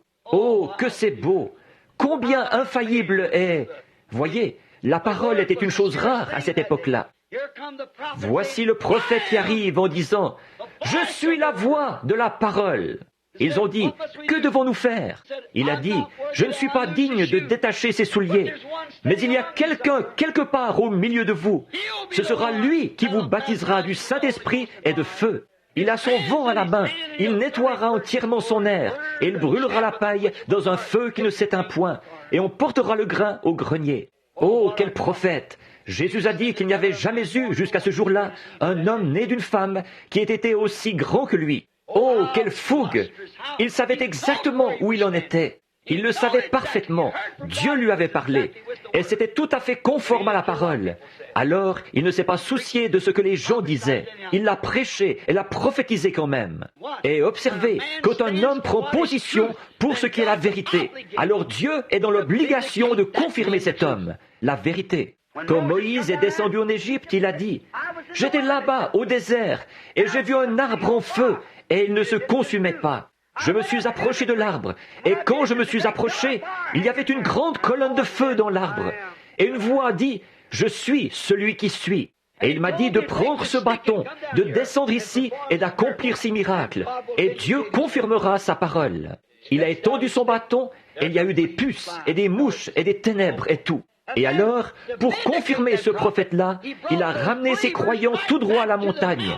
Et Dieu est descendu dans la même colonne de feu, exactement sur la même montagne, et il a prouvé que c'était vrai. Maintenant, regardez ce qu'il a fait en ce jour-ci. Exactement. Donc, la parole est venue au prophète, et elle a confirmé qu'il était vraiment la personne même que les Écritures avaient annoncé qu'il serait. Rapidement maintenant, mais encore une fois, Jésus est venu sous une forme différente de celle de leur interprétation humaine de la prophétie. Des hommes avaient interprété ce qu'il en serait, certainement. Les presbytériens pensent que ce devrait être eux. Regardez bien, quand Dieu fait quelque chose, regardez bien toutes les autres organisations se lever, produire chacune quelque chose. Oui, ça a toujours été comme ça. Ils ont un Jean Bresse et un Jeannès partout. Remarquez, ils ont prononcé une partie de la parole, mais selon la parole du prophète, c'est chaque lettre. Encore là, ils n'ont pas reconnu ce qu'il en était. Comme toujours, ils l'ont traité de diseur de bonne aventure, de démon, Belzébul. Et ils disaient qu'il se faisait lui-même Dieu, alors qu'ils auraient dû reconnaître par leur propre Bible qu'il était Dieu. Remarquez, Ésaïe avait prophétisé à son sujet. Il était dit dans Ésaïe 9, 6, « On appellera son nom le Dieu puissant, le Père éternel. » Il n'y aura plus d'autre Père après ça, parce qu'il a été le premier Père au commencement, et il est le seul Père. Il a dit, « N'appelez pas non plus un homme de cette terre Père après ça. » Il est le Dieu puissant et le Père éternel, le conseiller, le prince de la paix. Certainement. Or, il l'avait traité comme tous les prophètes avaient prédit qu'ils le traiteraient, tout comme ils le font en cet âge même de Laodicée. Ils l'ont expulsé de l'Église. Aveugle, nu, et tu ne le sais pas. Exactement ce que le prophète avait dit, le prophète de la Bible. Aveuglés par des traditions d'hommes, ils l'ont expulsé. Ils ont expulsé la parole de leurs églises, comme toujours, selon ce qui avait été prophétisé à leur sujet. Maintenant, remarquez rapidement là. Maintenant, ne manquez pas ceci. Voici le sujet. Comment Jésus s'est fait connaître à ses deux disciples qu'il était leur Messie. Maintenant, tous les regards par ici. Et là, dans le pays, ne manquez pas ceci maintenant. Nous avons essayé de vous dire que la Bible est la parole de Dieu, écrite par Dieu lui-même, au moyen de l'homme et à travers ses lèvres. Dieu peut lui-même écrire, Dieu peut lui-même parler. Dieu peut faire ce qu'il veut, mais il a choisi l'homme pour le faire, parce que l'homme qu'il a écrit est une partie de Dieu. Donc c'est Dieu qui a écrit la Bible. Ces hommes ne savaient même pas ce qu'ils écrivaient, selon leur propre pensée humaine. Ils pouvaient être en désaccord avec cela, mais ils l'écrivaient. Ils ne pouvaient. La Bible dit que c'est poussé par le Saint-Esprit que des hommes autrefois. Dieu dirigeait leurs mains, dirigeait leurs yeux dans les visions. Ils ne pouvaient dire rien d'autre que ce qu'ils voyaient. Ils ne pouvaient rien prononcer, parce qu'il avait un plein contrôle de la langue, du doigt. Tous les organes du corps suivaient parfaitement le rythme de Dieu. Pas étonnant que la Bible ait dit qu'ils étaient des dieux. Ils étaient une partie de Dieu. Lui était la plénitude de Dieu. Remarquez comment Jésus, la parole, a amené ses deux disciples au cœur brisé à reconnaître qu'il était leur Messie. Le Messie, la parole promise. Remarquez ce qu'il a fait. Il s'est reporté à la prophétie. Remarquez, hommes sans intelligence, longs à croire tout ce que les prophètes ont écrit. Maintenant, il n'a jamais dit, « Eh bien, qu'est-ce que l'Église dit à ce sujet ?» Il lui avait raconté l'histoire. Il connaissait tous les événements qui étaient arrivés. Ils étaient tout tristes. Ils se sont mis à lui dire, « N'es-tu qu'un étranger ici? Ou ne sais-tu pas ce qui est arrivé à Jérusalem ?» Il a dit, « Quoi donc ?» Comme s'il ne le savait pas.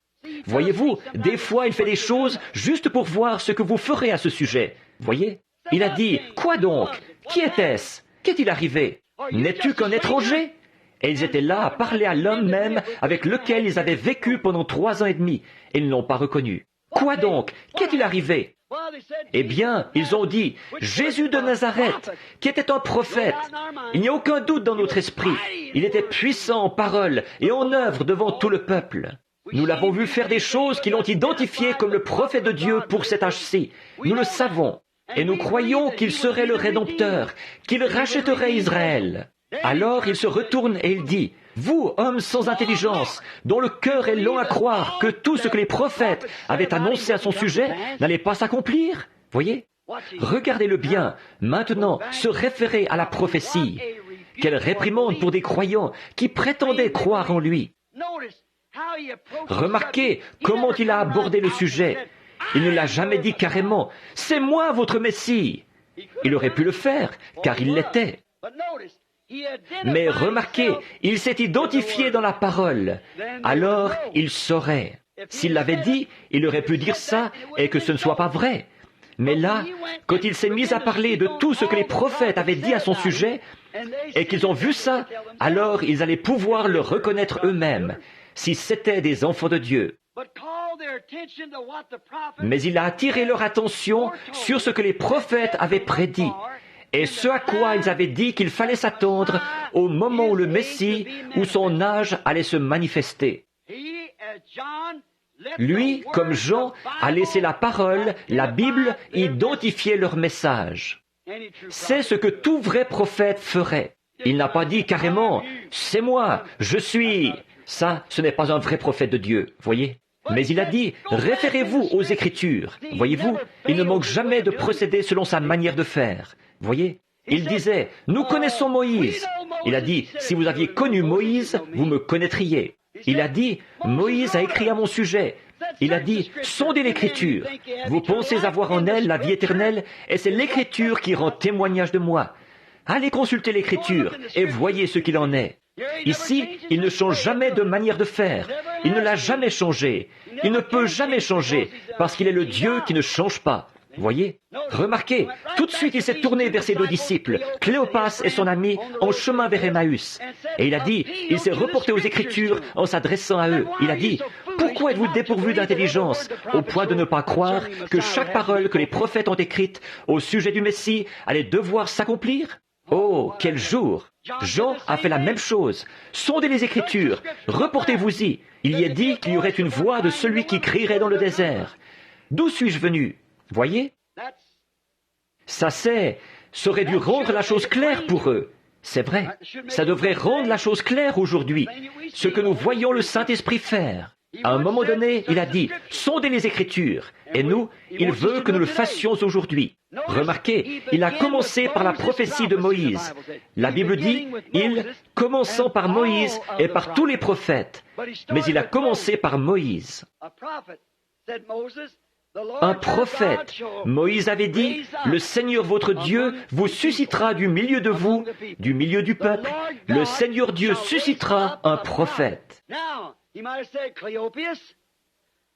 Maintenant, il se pourrait qu'il ait dit, « Cléopas, toi et ton ami ici, est-ce que Moïse n'a pas dit qu'à cette époque-ci, le Seigneur Dieu allait susciter un prophète? » Et cet homme qu'ils ont crucifié, est-ce qu'il remplissait cette condition? Or Moïse avait prophétisé ça. Et maintenant, vous n'avez pas eu de prophète depuis des centaines et des centaines d'années.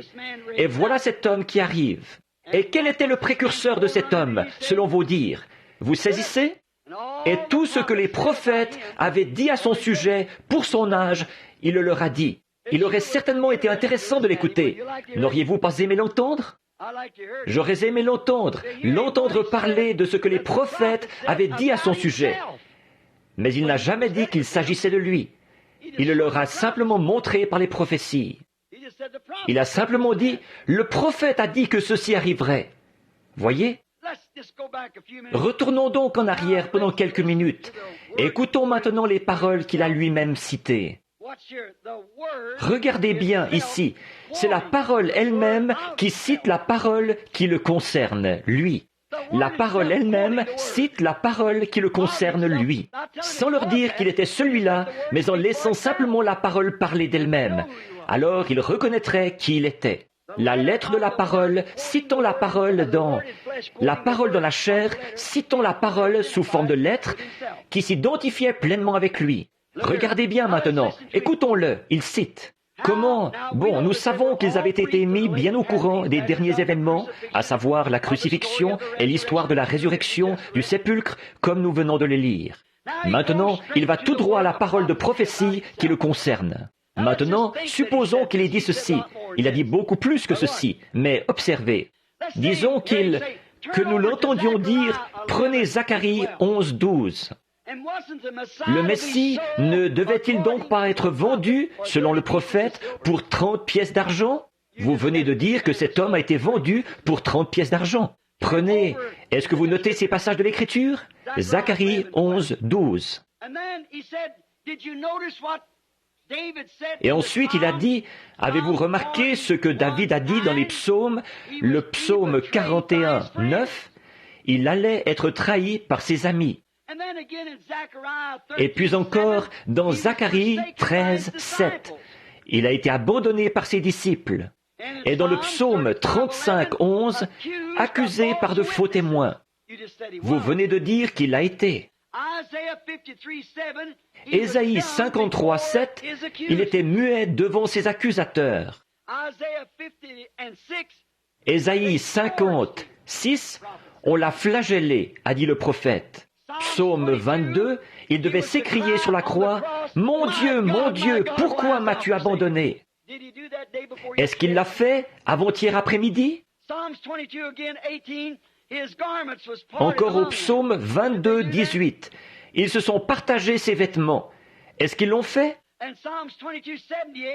Et le psaume 22, 7 à 8, ses ennemis, l'Église, se sont moqués de lui. Encore au psaume 22, aucun os de son corps ne devait être brisé, mais ils ont percé mes mains et mes pieds, il a dit, en tenant ses mains derrière lui sans doute à ce moment-là. Ésaïe 53, 12 dit qu'il mourrait entre des malfaiteurs. Ésaïe 53, 9 dit qu'il a été enseveli parmi les riches. Le psaume 16, 10 dit « Je n'abandonnerai pas son âme dans le séjour des morts, et je ne permettrai pas que mon sein voie la corruption. » Et Malachie 3 n'a-t-il pas été le précurseur de cet homme? Oh, que j'aurais aimé l'entendre citer ça. Regardez les prophéties. Remarquez, et puis il y a tous les types qu'il a peut-être parcourus. Isaac dans Genèse 22. Dieu avait préfiguré par Isaac comment Abraham le père avait pris son propre fils, lequel avait porté le bois jusqu'au sommet de la colline, et il avait offert son propre fils. Maintenant, ça commençait à les pénétrer. Il leur avait déjà dit qu'ils étaient des hommes sans intelligence pour n'avoir pas considéré la prophétie qui s'appliquait à ce jour-là. Et maintenant, ça commençait à pénétrer. Ils ont commencé à voir l'accomplissement de toutes ces choses qui étaient arrivées dans les quelques derniers jours, dans les 2 ou 3 dernières années. La prophétie pour cet âge, confirmée. C'est alors qu'ils ont reconnu que leur ami crucifié, Jésus, en avait accompli chaque parole. Oh, c'est alors qu'ils ont reconnu que cet homme-là était vraiment le Messie, qu'il devait ressusciter des morts. La tombe ne pouvait pas le retenir. Je ne permettrai pas que mon sein voie la corruption. Il n'y a pas une seule parole de prophétie qui puisse jamais faillir. Il est bel et bien ressuscité. Donc ces messagers qui étaient au sépulcre ce matin avaient raison. Il est ressuscité des morts. Il est vivant. Il est bien le Messie. Pourquoi? Ne manquez pas ceci. Ses actions, son ministère et tout ce qu'il a fait a été confirmé comme l'accomplissement des paroles exactes que le prophète avait annoncées pour ce jour-ci. Avec ça, c'est accompli. Alors, ils ont reconnu que c'était lui, leur ami crucifié, Jésus, qui avait accompli ça. Pas étonnant que leur cœur ait brûlé au-dedans d'eux lorsqu'il leur parlait. Maintenant, ils avaient fait 6000 à pied, et ça semblait être peu de temps. Et voici une autre chose qu'ils avaient faite. Vous savez, ils avaient entendu une prédication de 6 heures sur la prophétie confirmée. C'est de ça qu'il leur a parlé en cours de route. Dès qu'ils se sont mis en route, tout de suite il est apparu, car il était là même à Jérusalem. 6 heures plus tard, ils étaient à 60 stades. Ils avaient parcouru 6000 sur la route, jusqu'à Emmaüs. C'est à ça que ça correspond. Et il avait prêché sur la prophétie confirmée pendant 6 heures. Alors, ne me condamnez pas que je prêche 3 heures, voyez-vous. Voyez? Mais remarquez, ils avaient prêché, ils avaient entendu une prédication de 6 heures sur la prophétie prouvée, confirmée. Maintenant, le temps du soir approchait. Vous savez, il est le même hier, aujourd'hui et éternellement. C'est alors qu'il leur a ouvert les yeux pour qu'ils reconnaissent que, Hébreux 13:8, il est le même hier, aujourd'hui et éternellement. Au temps du soir, les événements sont rendus clairs par la prophétie. Ce qui se passe en cette heure contemporaine peut facilement être identifié si seulement vous croyez la prophétie de l'heure. Oui, hommes sans intelligence, lents à comprendre, lents à croire. Vous êtes toujours en réflexion là-dessus. À croire que tout ce que les prophètes avaient dit au sujet du Messie, ne fallait-il pas que ça se produise ? Alors, il a repris tous ces points et il a montré ce que le prophète avait annoncé comme devant se produire. C'est là qu'ils ont commencé à comprendre. Alors, il a dit, il a fait comme s'il allait continuer son chemin. Il l'aimait bien, cet homme. Ils ont dit, tu nous as appris quelque chose. Nous n'avions jamais pensé à ça. Il est vivant quelque part. Ils étaient en train de lui parler. Ils ne le savaient pas. Alors, et sans doute qu'il les a regardés avec tristesse, et il s'est mis à poursuivre sa route. Mais il attendait qu'ils l'invitent. C'est ce qu'il attend ce soir, que vous l'invitiez. Remarquez, quand ses disciples l'ont eu invité à prendre part à leur communion autour de la table, c'est alors qu'il a fait quelque chose exactement comme il l'avait fait avant sa crucifixion. Et leurs yeux se sont ouverts. Ils connaissaient sa façon de faire, son style. Ils connaissaient ses gestes. Et il a fait là exactement comme il avait fait auparavant. Et ils ont dit, « C'est lui !» Et ils se sont levés promptement pour le proclamer à grands cris, et il est disparu. Et alors qu'ils avaient mis 6 heures à écouter cette prédication, peut-être qu'en 20 minutes, ils étaient retournés d'un pas léger pour dire aux autres, « Il est réellement ressuscité, il est vraiment vivant. » Mes amis, ceci est l'accomplissement de Malachie 4, de Luc 17, de Jean 15, de temps d'Apocalypse 10, de tant de prophéties qui peuvent être rattachées avec précision à ce jour-ci.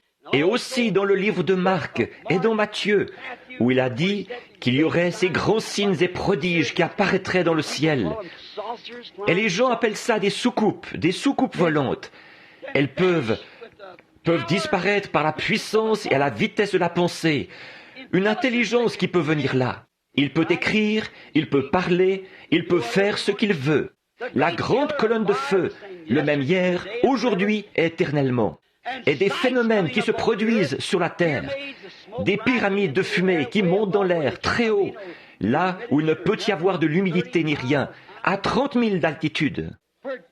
Il avait été prédit 1 an et demi avant que ça arrive, qu'il en serait ainsi.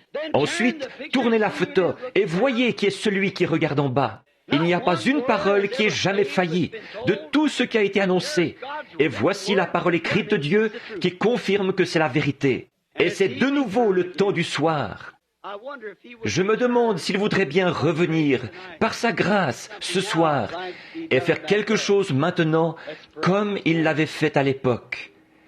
Prions et demandons-le lui. Les événements rendus clairs par la prophétie confirmée. Dieu Tout-Puissant, aide-nous. Aide-nous, Dieu bien-aimé, à comprendre les choses que nous devrions connaître, à comprendre ta parole.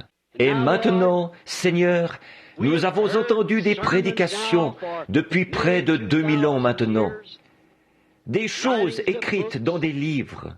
Et en ces derniers jours, voici que c'est redescendu peu à peu jusque-là.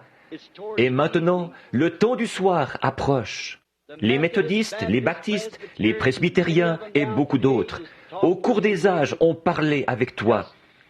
Et peut-être tout simplement sur le chemin de ce grand jour, qui n'a été ni jour ni nuit, comme l'a dit le prophète. Mais au temps du soir, il y aura de la lumière. Jésus est ressuscité de la tombe. Il est apparu à Simon et aux femmes et leur a montré qu'il était vivant. C'était le matin. Et puis le soir, il est encore revenu. Mais tout au long du jour, il a quand même marché avec eux, leur reprochant leur aveuglement. Mais ensuite, il s'est fait connaître à eux au temps du soir. Ô Dieu, viens prendre part à notre communion ce soir, que nous avons autour de la parole. Ô Dieu, les gens ont tant de peine à croire ceci aujourd'hui, mais je suis reconnaissant qu'il y en ait que tu as appelés et que tu as destinés à la vie éternelle. Et tu as dit, tous ceux que le Père m'a donnés viendront. Et maintenant, alors que les lumières du soir brillent, alors que tu n'as pas permis, Seigneur, qu'une seule prophétie sur les centaines qui ont été données faillisse, pas une seule fois, alors, assurément, que si cela établit une identité, ça ne peut être que toi, parce que personne ne pourrait être aussi précis. Tout comme la Bible, aucun homme ne pourrait écrire, personne, dans l'espace de 1600 ans, avec 40 écrivains différents, ne pourrait écrire sans qu'il s'y trouve une seule erreur. Dieu bien-aimé, je te prie de te manifester ce soir, comme Hébreux 13:8, que tu es le même hier, aujourd'hui et éternellement. Et les œuvres que tu avais faites à l'époque, tu les fais aujourd'hui. Et tu l'as promis. Tu as dit qu'en ces derniers jours, alors que le monde se retrouve dans le même état que Sodome et Gomorrhe, la perversion, nous voyons ces garçons, ils ressemblent tant aux filles, ils s'habillent comme elles, et nous voyons les filles qui essayent de se comporter comme des garçons. Et nous voyons les femmes et les hommes dans cet âge perverti. Nous voyons que le sex-appeal est devenu une idole qu'on adore. L'Évangile a été poussé de côté et la nudité introduite dans l'église de Laodicée. Ô Dieu, quelle heure! Viens, Seigneur Jésus, fais-toi connaître à nous, car nous le demandons au nom de Jésus. Maintenant, pendant que vous avez la tête inclinée et les yeux fermés, je vais vous demander quelque chose. Croyez-vous que Dieu est ici? Croyez-vous que les choses que ceci produit aujourd'hui, c'est la prophétie accomplie? Croyez-vous que Jésus-Christ est le même hier, aujourd'hui et éternellement? Croyez-vous que, quand il était ici et qu'il s'est manifesté dans la chair pour ce jour-là, et les œuvres qu'il avait accomplies là-bas, que cela devait se répéter de nouveau en ce jour-ci? Le prophète l'a dit, la Bible l'a dit, toute l'Écriture doit s'accomplir. Elle ne peut pas faillir. Comment s'est-il identifié? En ce qu'il était ce prophète dont Moïse avait parlé. Il connaissait les secrets des cœurs des gens. La femme a touché son vêtement. Il s'est retourné et il a dit, « Ta foi t'a sauvé. » Quand Simon-Pierre s'est avancé vers lui, il savait son nom. Il lui a dit qui il était, qui était son père. Et ce même aimable Jésus n'est pas mort. Il est vivant au siècle des siècles. Que Dieu soit loué. Et je crois que maintenant, en ce temps du soir, il nous a de nouveau réunis. Ô Seigneur Jésus, viens au milieu de nous. Ne passe pas près de nous sans t'arrêter. Viens, reste toute la nuit avec nous, jusqu'à ce que cette nuit soit passée. Puis permets-nous de repartir avec toi demain, pour que nous puissions te connaître dans la puissance de ta résurrection, pour que ton amour, ta grâce et ta miséricorde puissent être avec nous. Ô Dieu éternel, accorde ces choses. Nous savons qu'il n'y a que Dieu seul qui puisse les accorder.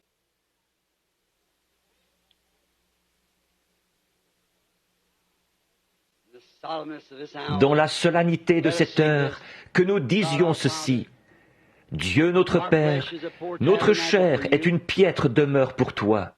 Mais Seigneur, que ta grâce sanctifiante, que ton Saint-Esprit vienne maintenant. Purifie-nous de tout doute et de toute frustration, de tout soupçon et de toute trace de scepticisme qui pourrait se trouver en nous, pour que nous puissions être libres, en n'ayant aucun doute, que nous confessions avec assurance comme Pierre, « Tu es le Christ, le même hier, aujourd'hui et éternellement. » Nous croyons que ta parole est la vérité, Seigneur.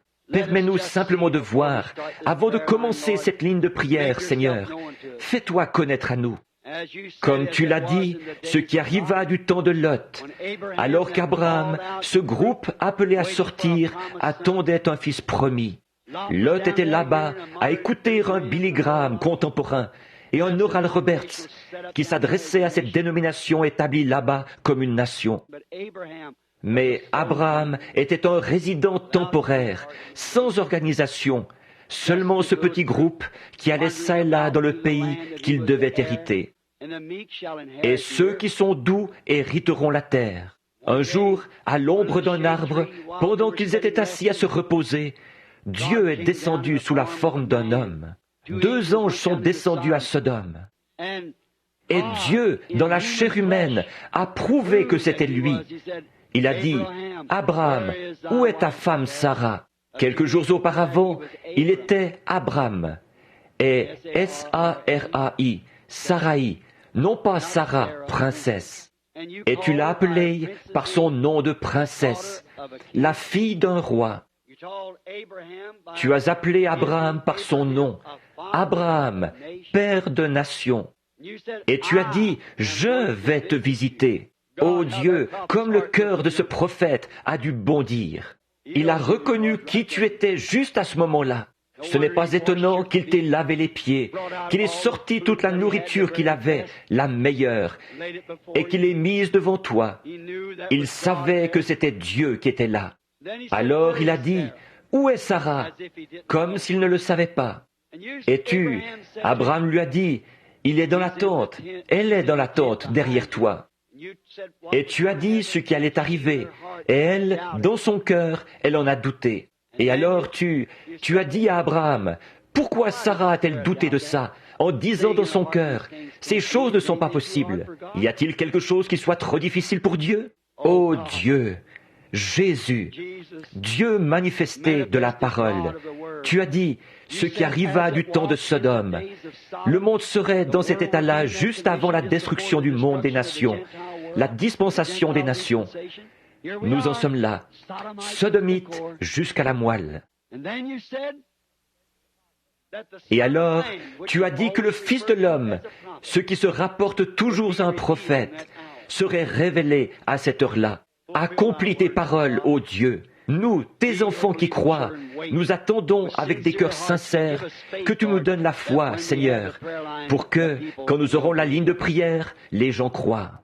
C'est le temps du soir, Père, que les lumières du soir, du Fils de Dieu, celui qui était et qui est et qui vient, qu'il se manifeste par la prophétie qu'il a faite. Au nom de Jésus-Christ, Amen. Je suis maintenant prêt pour prier pour les malades.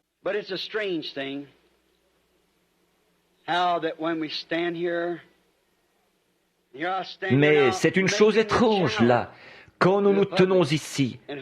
Voici que je me tiens ici maintenant, lançant un défi au public et à ceux qui sont reliés par le téléphone, d'un bout à l'autre du pays, comme quoi Dieu est encore Dieu. Il ne peut pas faillir, et ce qu'il promet, il le fera. Il ne manquera jamais de le faire, car il a promis de le faire. Par conséquent, je peux placer une confiance solennelle dans ce qu'il a dit. C'est pourquoi je m'attends à sa venue. Je m'attends à ce qu'il apparaisse à tout moment, parce qu'il a dit, « À l'heure où vous n'y penserez pas, le monde n'y pensera pas, alors il apparaîtra. » Maintenant, autant que je sache, je suis dans mon tabernacle ici. Et il y a effectivement quelques personnes assises ici que je connais. Frère Wright, quelques-uns de ceux qui sont assis ici, juste par ici, eux je les connais. Mais il y a beaucoup d'entre vous que je ne connais pas. Et je ne peux aucunement affirmer que Dieu fera ceci ce soir. Nous le voyons le faire depuis des années et des années. Mais il se pourrait qu'il ne le fasse pas ce soir. Je ne sais pas. C'est à lui de décider. Il est souverain. Il fait ce qu'il veut. Personne ne peut lui dire quoi faire. Il demeure seul dans sa volonté et dans ses voies. Mais parce qu'il l'a promis, je lui demande de le faire. Pas dans notre intérêt, parce que nous en avons besoin, mais plutôt dans l'intérêt, peut-être, de quelques nouveaux venus. Que le Saint-Esprit puisse être oint, maintenant mettre son onction sur nous. Maintenant, peu importe combien il peut moindre, il faut qu'il vous oigne, vous aussi, c'est certain, pour que vous croyiez. Maintenant, je veux faire une ligne de prière et je veux prier pour les malades autant que je le pourrai.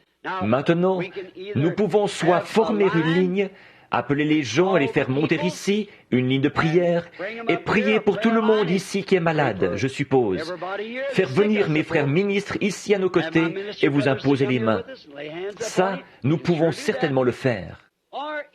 Ou bien, nous pouvons demander à notre Père, qui est le seul qui soit capable de tout faire pour vous. En effet, mes mains ne sont que celles d'un homme comme vous, les hommes. Mais ce qu'il y a, c'est que ce n'est pas la main humaine qui produit cela, c'est la parole de Dieu. C'est la foi dans cette parole qui produit cela.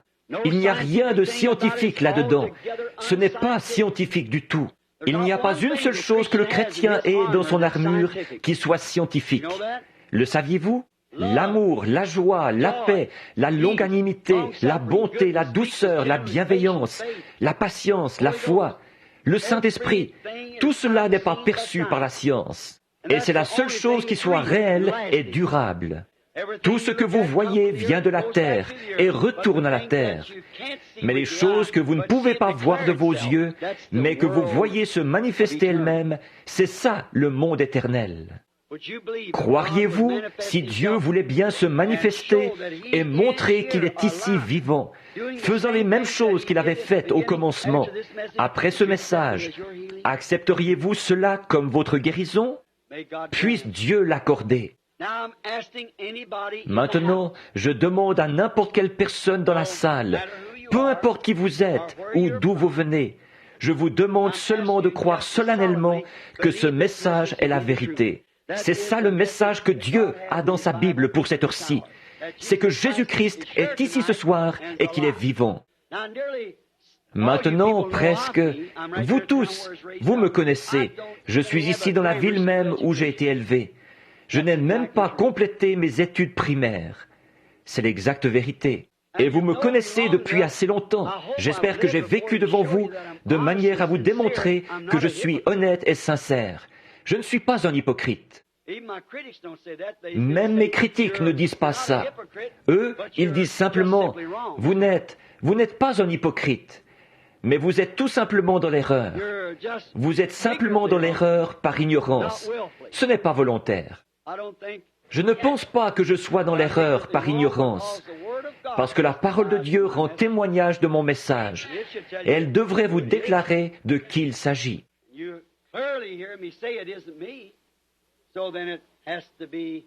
Et vous m'entendez clairement dire que ce n'est pas moi. Alors ça ne peut être que lui. Pas vrai? Alors, ayez foi en Dieu. Regardez par ici et croyez Dieu. Si vous pouvez croire Dieu, Dieu vous l'accordera.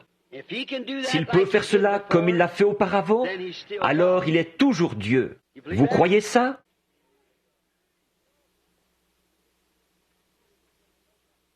Vous le croyez? Une dame assise ici devant moi, qui me regarde, les larmes aux yeux, sincèrement. Je ne sais pas qui elle est, je ne l'ai jamais vue. Je vous suis inconnu. D'après vous, est-ce que Dieu connaît le secret de votre cœur, vos désirs, votre péché, ou ce qu'il peut y avoir? D'après vous, est-ce qu'il le sait? D'après vous, est-ce qu'il pourrait me révéler quel est votre péché, ce que vous avez fait, ce que vous n'auriez pas dû faire, ou votre désir, ce qu'il peut y avoir? S'il le faisait, est-ce que ça vous amènerait à le croire, à savoir que ça ne peut être que lui? Est-ce que vous accepteriez que c'est lui?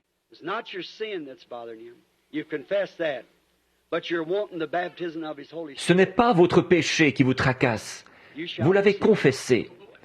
Mais ce que vous désirez, c'est le baptême de son Saint-Esprit. Vous le recevrez. Je l'ai vu descendre sur elle. Pour que vous sachiez, là, je regardais cette femme, elle me regardait. Je voudrais vous montrer le Saint-Esprit. Regardez ici, juste au-dessus de cette petite femme assise ici en bas, à mes pieds, ici. Quand j'ai dit ça, elle désire la même chose, le baptême du Saint-Esprit. Croyez-vous que vous le recevrez, sœur? Alors, levez la main. Je n'ai jamais vu cette femme de ma vie, à ce que je sache. Vous voyez cet homme assis ici, avec la tête inclinée, assis juste là, avec le col qui ne lui va pas, et tout. Vous souffrez d'un problème de vessie. Croyez-vous que Dieu vous rétablira? Levez la main si vous voulez bien l'accepter. Très bien. Que Dieu vous accorde ce que vous demandez. Ce jeune homme, assis juste ici, il désire le baptême du Saint-Esprit. Croyez-vous que Dieu vous le donnera, monsieur, avec votre cravate lacet blanche qui pend derrière? Dieu l'accordera. Cet homme ici est en train de prier pour sa femme. Elle est dans un hôpital psychiatrique. Croyez-vous que Dieu la guérira, qu'il la rétablira? Le croyez-vous? Vous pouvez le recevoir. Vous, avec la main levée au niveau de la gorge, croyez-vous que Dieu peut guérir cette maladie de cœur qui vous cause des ennuis, ces problèmes d'estomac que vous avez? Vous êtes assis là, vous souffrez maintenant même, pas vrai? Croyez-vous qu'il vous guérit? Alors vous pouvez le recevoir. Amen. Vous voyez, il est le même hier, aujourd'hui et éternellement. Demandez à ces gens-là, voyez si je les connais. Moi, je ne les connais pas, mais lui les connaît. Amen. Regardez cette lumière du côté du mur, là-bas, suspendue juste là, au-dessus d'un homme qui est assis là. Il souffre d'une affection de la colonne vertébrale, du dos. Il n'est pas d'ici, il vient de la Géorgie. Monsieur Duncan, croyez de tout votre cœur, Dieu guérira ce mal de dos.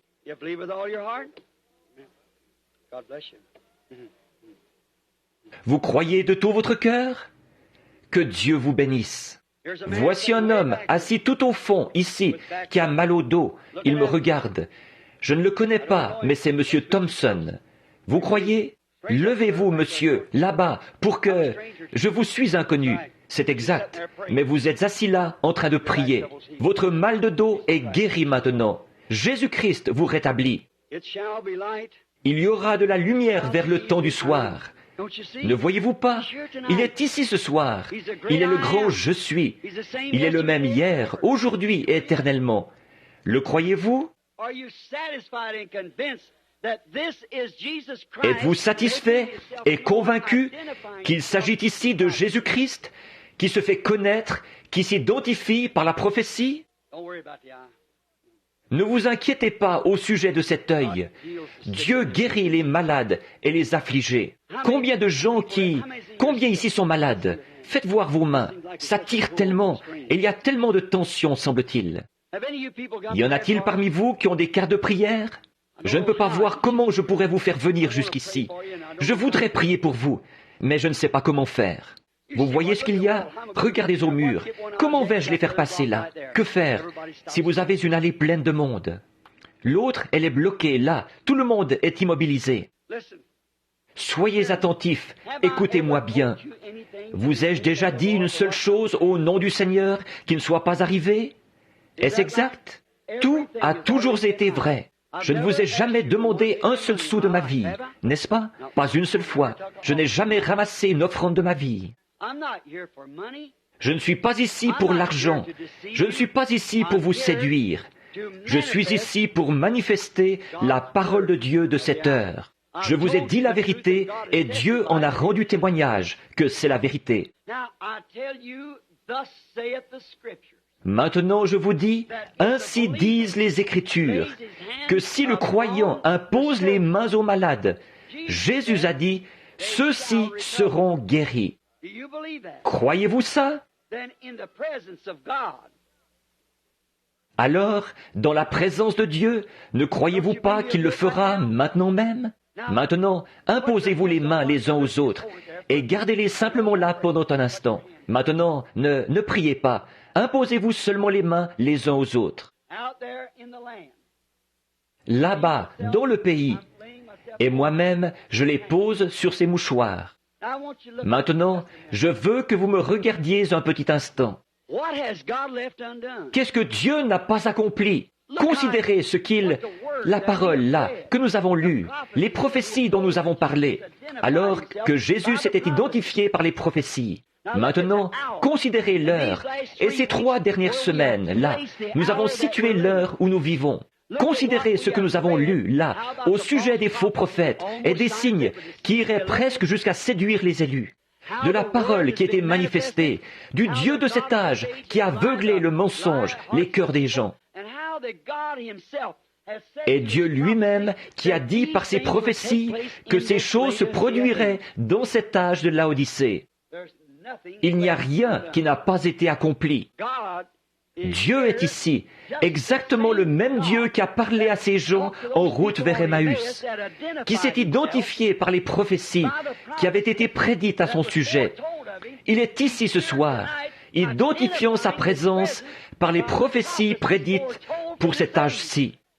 Il est le même hier, aujourd'hui et éternellement. Pouvez-vous le croire? Alors, imposez-vous les mains les uns aux autres. Ne priez pas pour vous-même, mais à votre propre manière, priez pour cette personne à qui vous avez imposé les mains, parce qu'elle prie pour vous. Maintenant, regardez, ne doutez pas. Et maintenant, si vous pouviez voir ce que je suis en train de regarder, et vous savez que je ne vous mentirai pas debout ici. Si vous pouviez voir et que votre foi pouvait attirer ce glorieux Saint-Esprit qui se déplaçait là-bas dans les airs, dont la science a pris des photos, et que vous le voyez se mouvoir dans ce bâtiment, essayant simplement de trouver un lieu où se poser, essayant de trouver un lieu dans lequel s'ancrer. Croyez-le seulement, mon frère. Il l'a prouvé par l'Écriture et tout, que c'est vrai.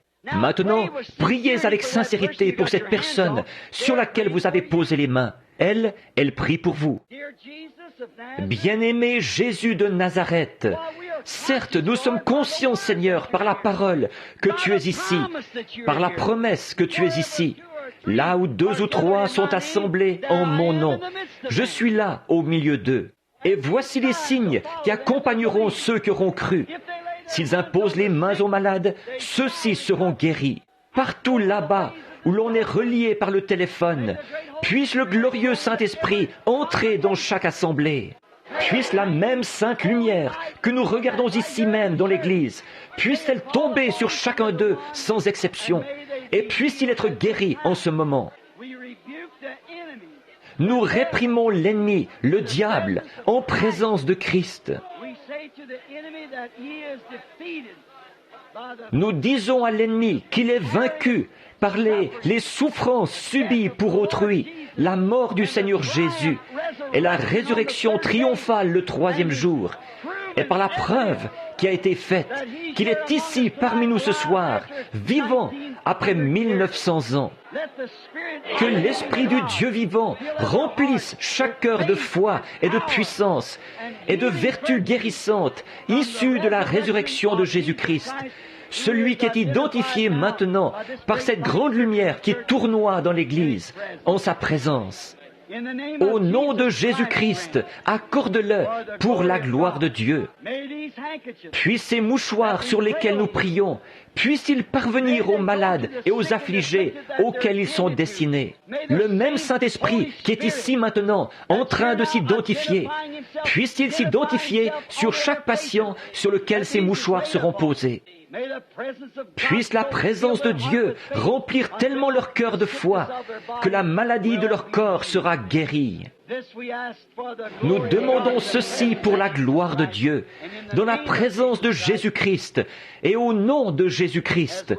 Nous le demandons en tant que serviteurs de Jésus-Christ. Amen. Maintenant, du fond de votre cœur, peu m'importe ce qui n'allait pas en vous, pouvez-vous, du fond de votre cœur, croire de tout votre cœur que la parole de Dieu vous a accordé ce que vous aviez demandé? Je crois que chaque main, autant que j'ai pu voir, s'est levée. Si vous le croyez, alors souvenez-vous, c'est terminé. Vous là-bas, reliés par le téléphone, si vous avez cru de tout votre cœur, pendant que les ministres vous imposent les mains et que les bien-aimés vous imposent les mains, si vous croyez de tout votre cœur que c'est terminé, c'est terminé. Le glorieux Saint-Esprit, il est ici dans le tabernacle ce soir. Je l'ai vu se mouvoir au-dessus des gens. Il s'est montré ici du côté du mur et il est descendu sur un homme. Il est descendu ici et il a parcouru le bâtiment en faisant connaître les secrets des cœurs, l'identification de sa présence pour montrer qu'il est le même hier, aujourd'hui et éternellement. Il est au milieu de nous. Il est Dieu, le Dieu infaillible. Et notre cœur ne brûlait-il pas au-dedans de nous?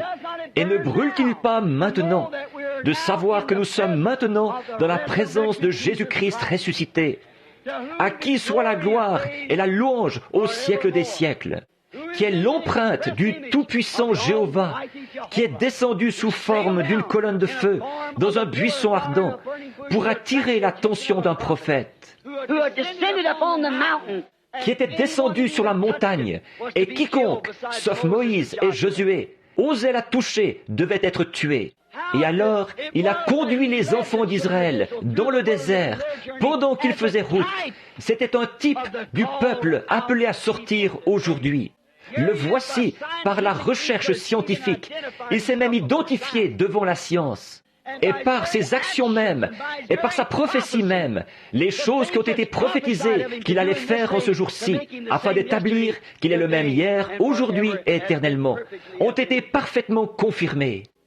Cela ne suffit-il pas pour faire que notre cœur brûle au-dedans de nous? Que Dieu vous bénisse. Maintenant, d'un commun accord, levons-nous et disons: j'accepte maintenant Jésus-Christ comme sauveur et guérisseur. Et par sa grâce, à partir de cette heure, ô Dieu, qu'aucune incrédulité n'entre jamais dans mon cœur, car j'ai vu la prophétie de ce jour-ci accomplie. Je crois que Jésus-Christ est vivant et est ici maintenant en train de confirmer sa parole. De cette heure-ci, les prophéties qui ont été écrites à son sujet sont maintenant accomplies au milieu de nous. Il est mon sauveur, mon Dieu, mon roi, mon tout en tout. Dieu bien-aimé, écoute notre témoignage et donne-nous jour après jour le pain de vie. Et nous t'offrons la louange, ô Dieu, du fond de notre cœur.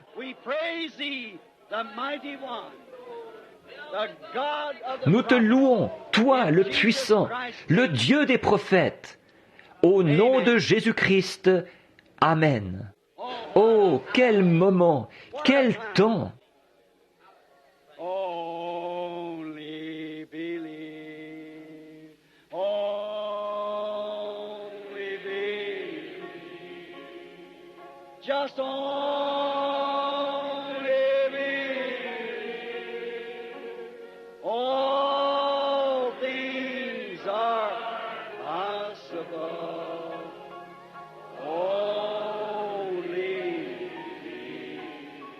Nous pourrions le chanter comme ceci. Now I believe.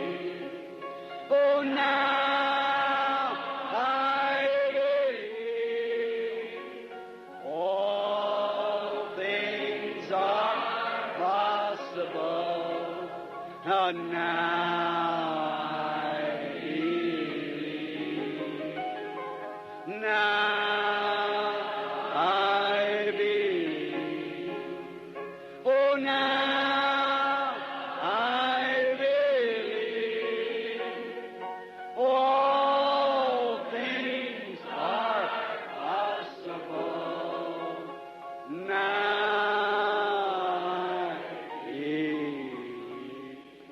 Est-ce là votre témoignage? Maintenant, pendant que nous courbons la tête.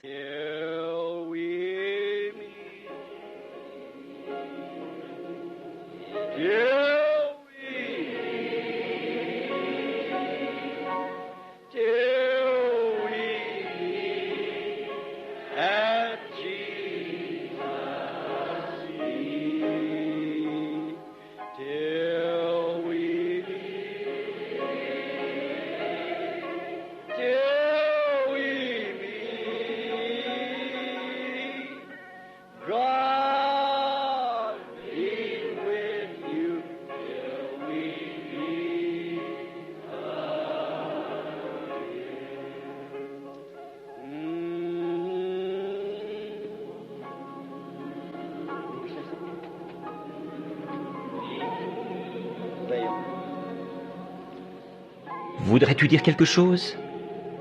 Vail? At Jesus.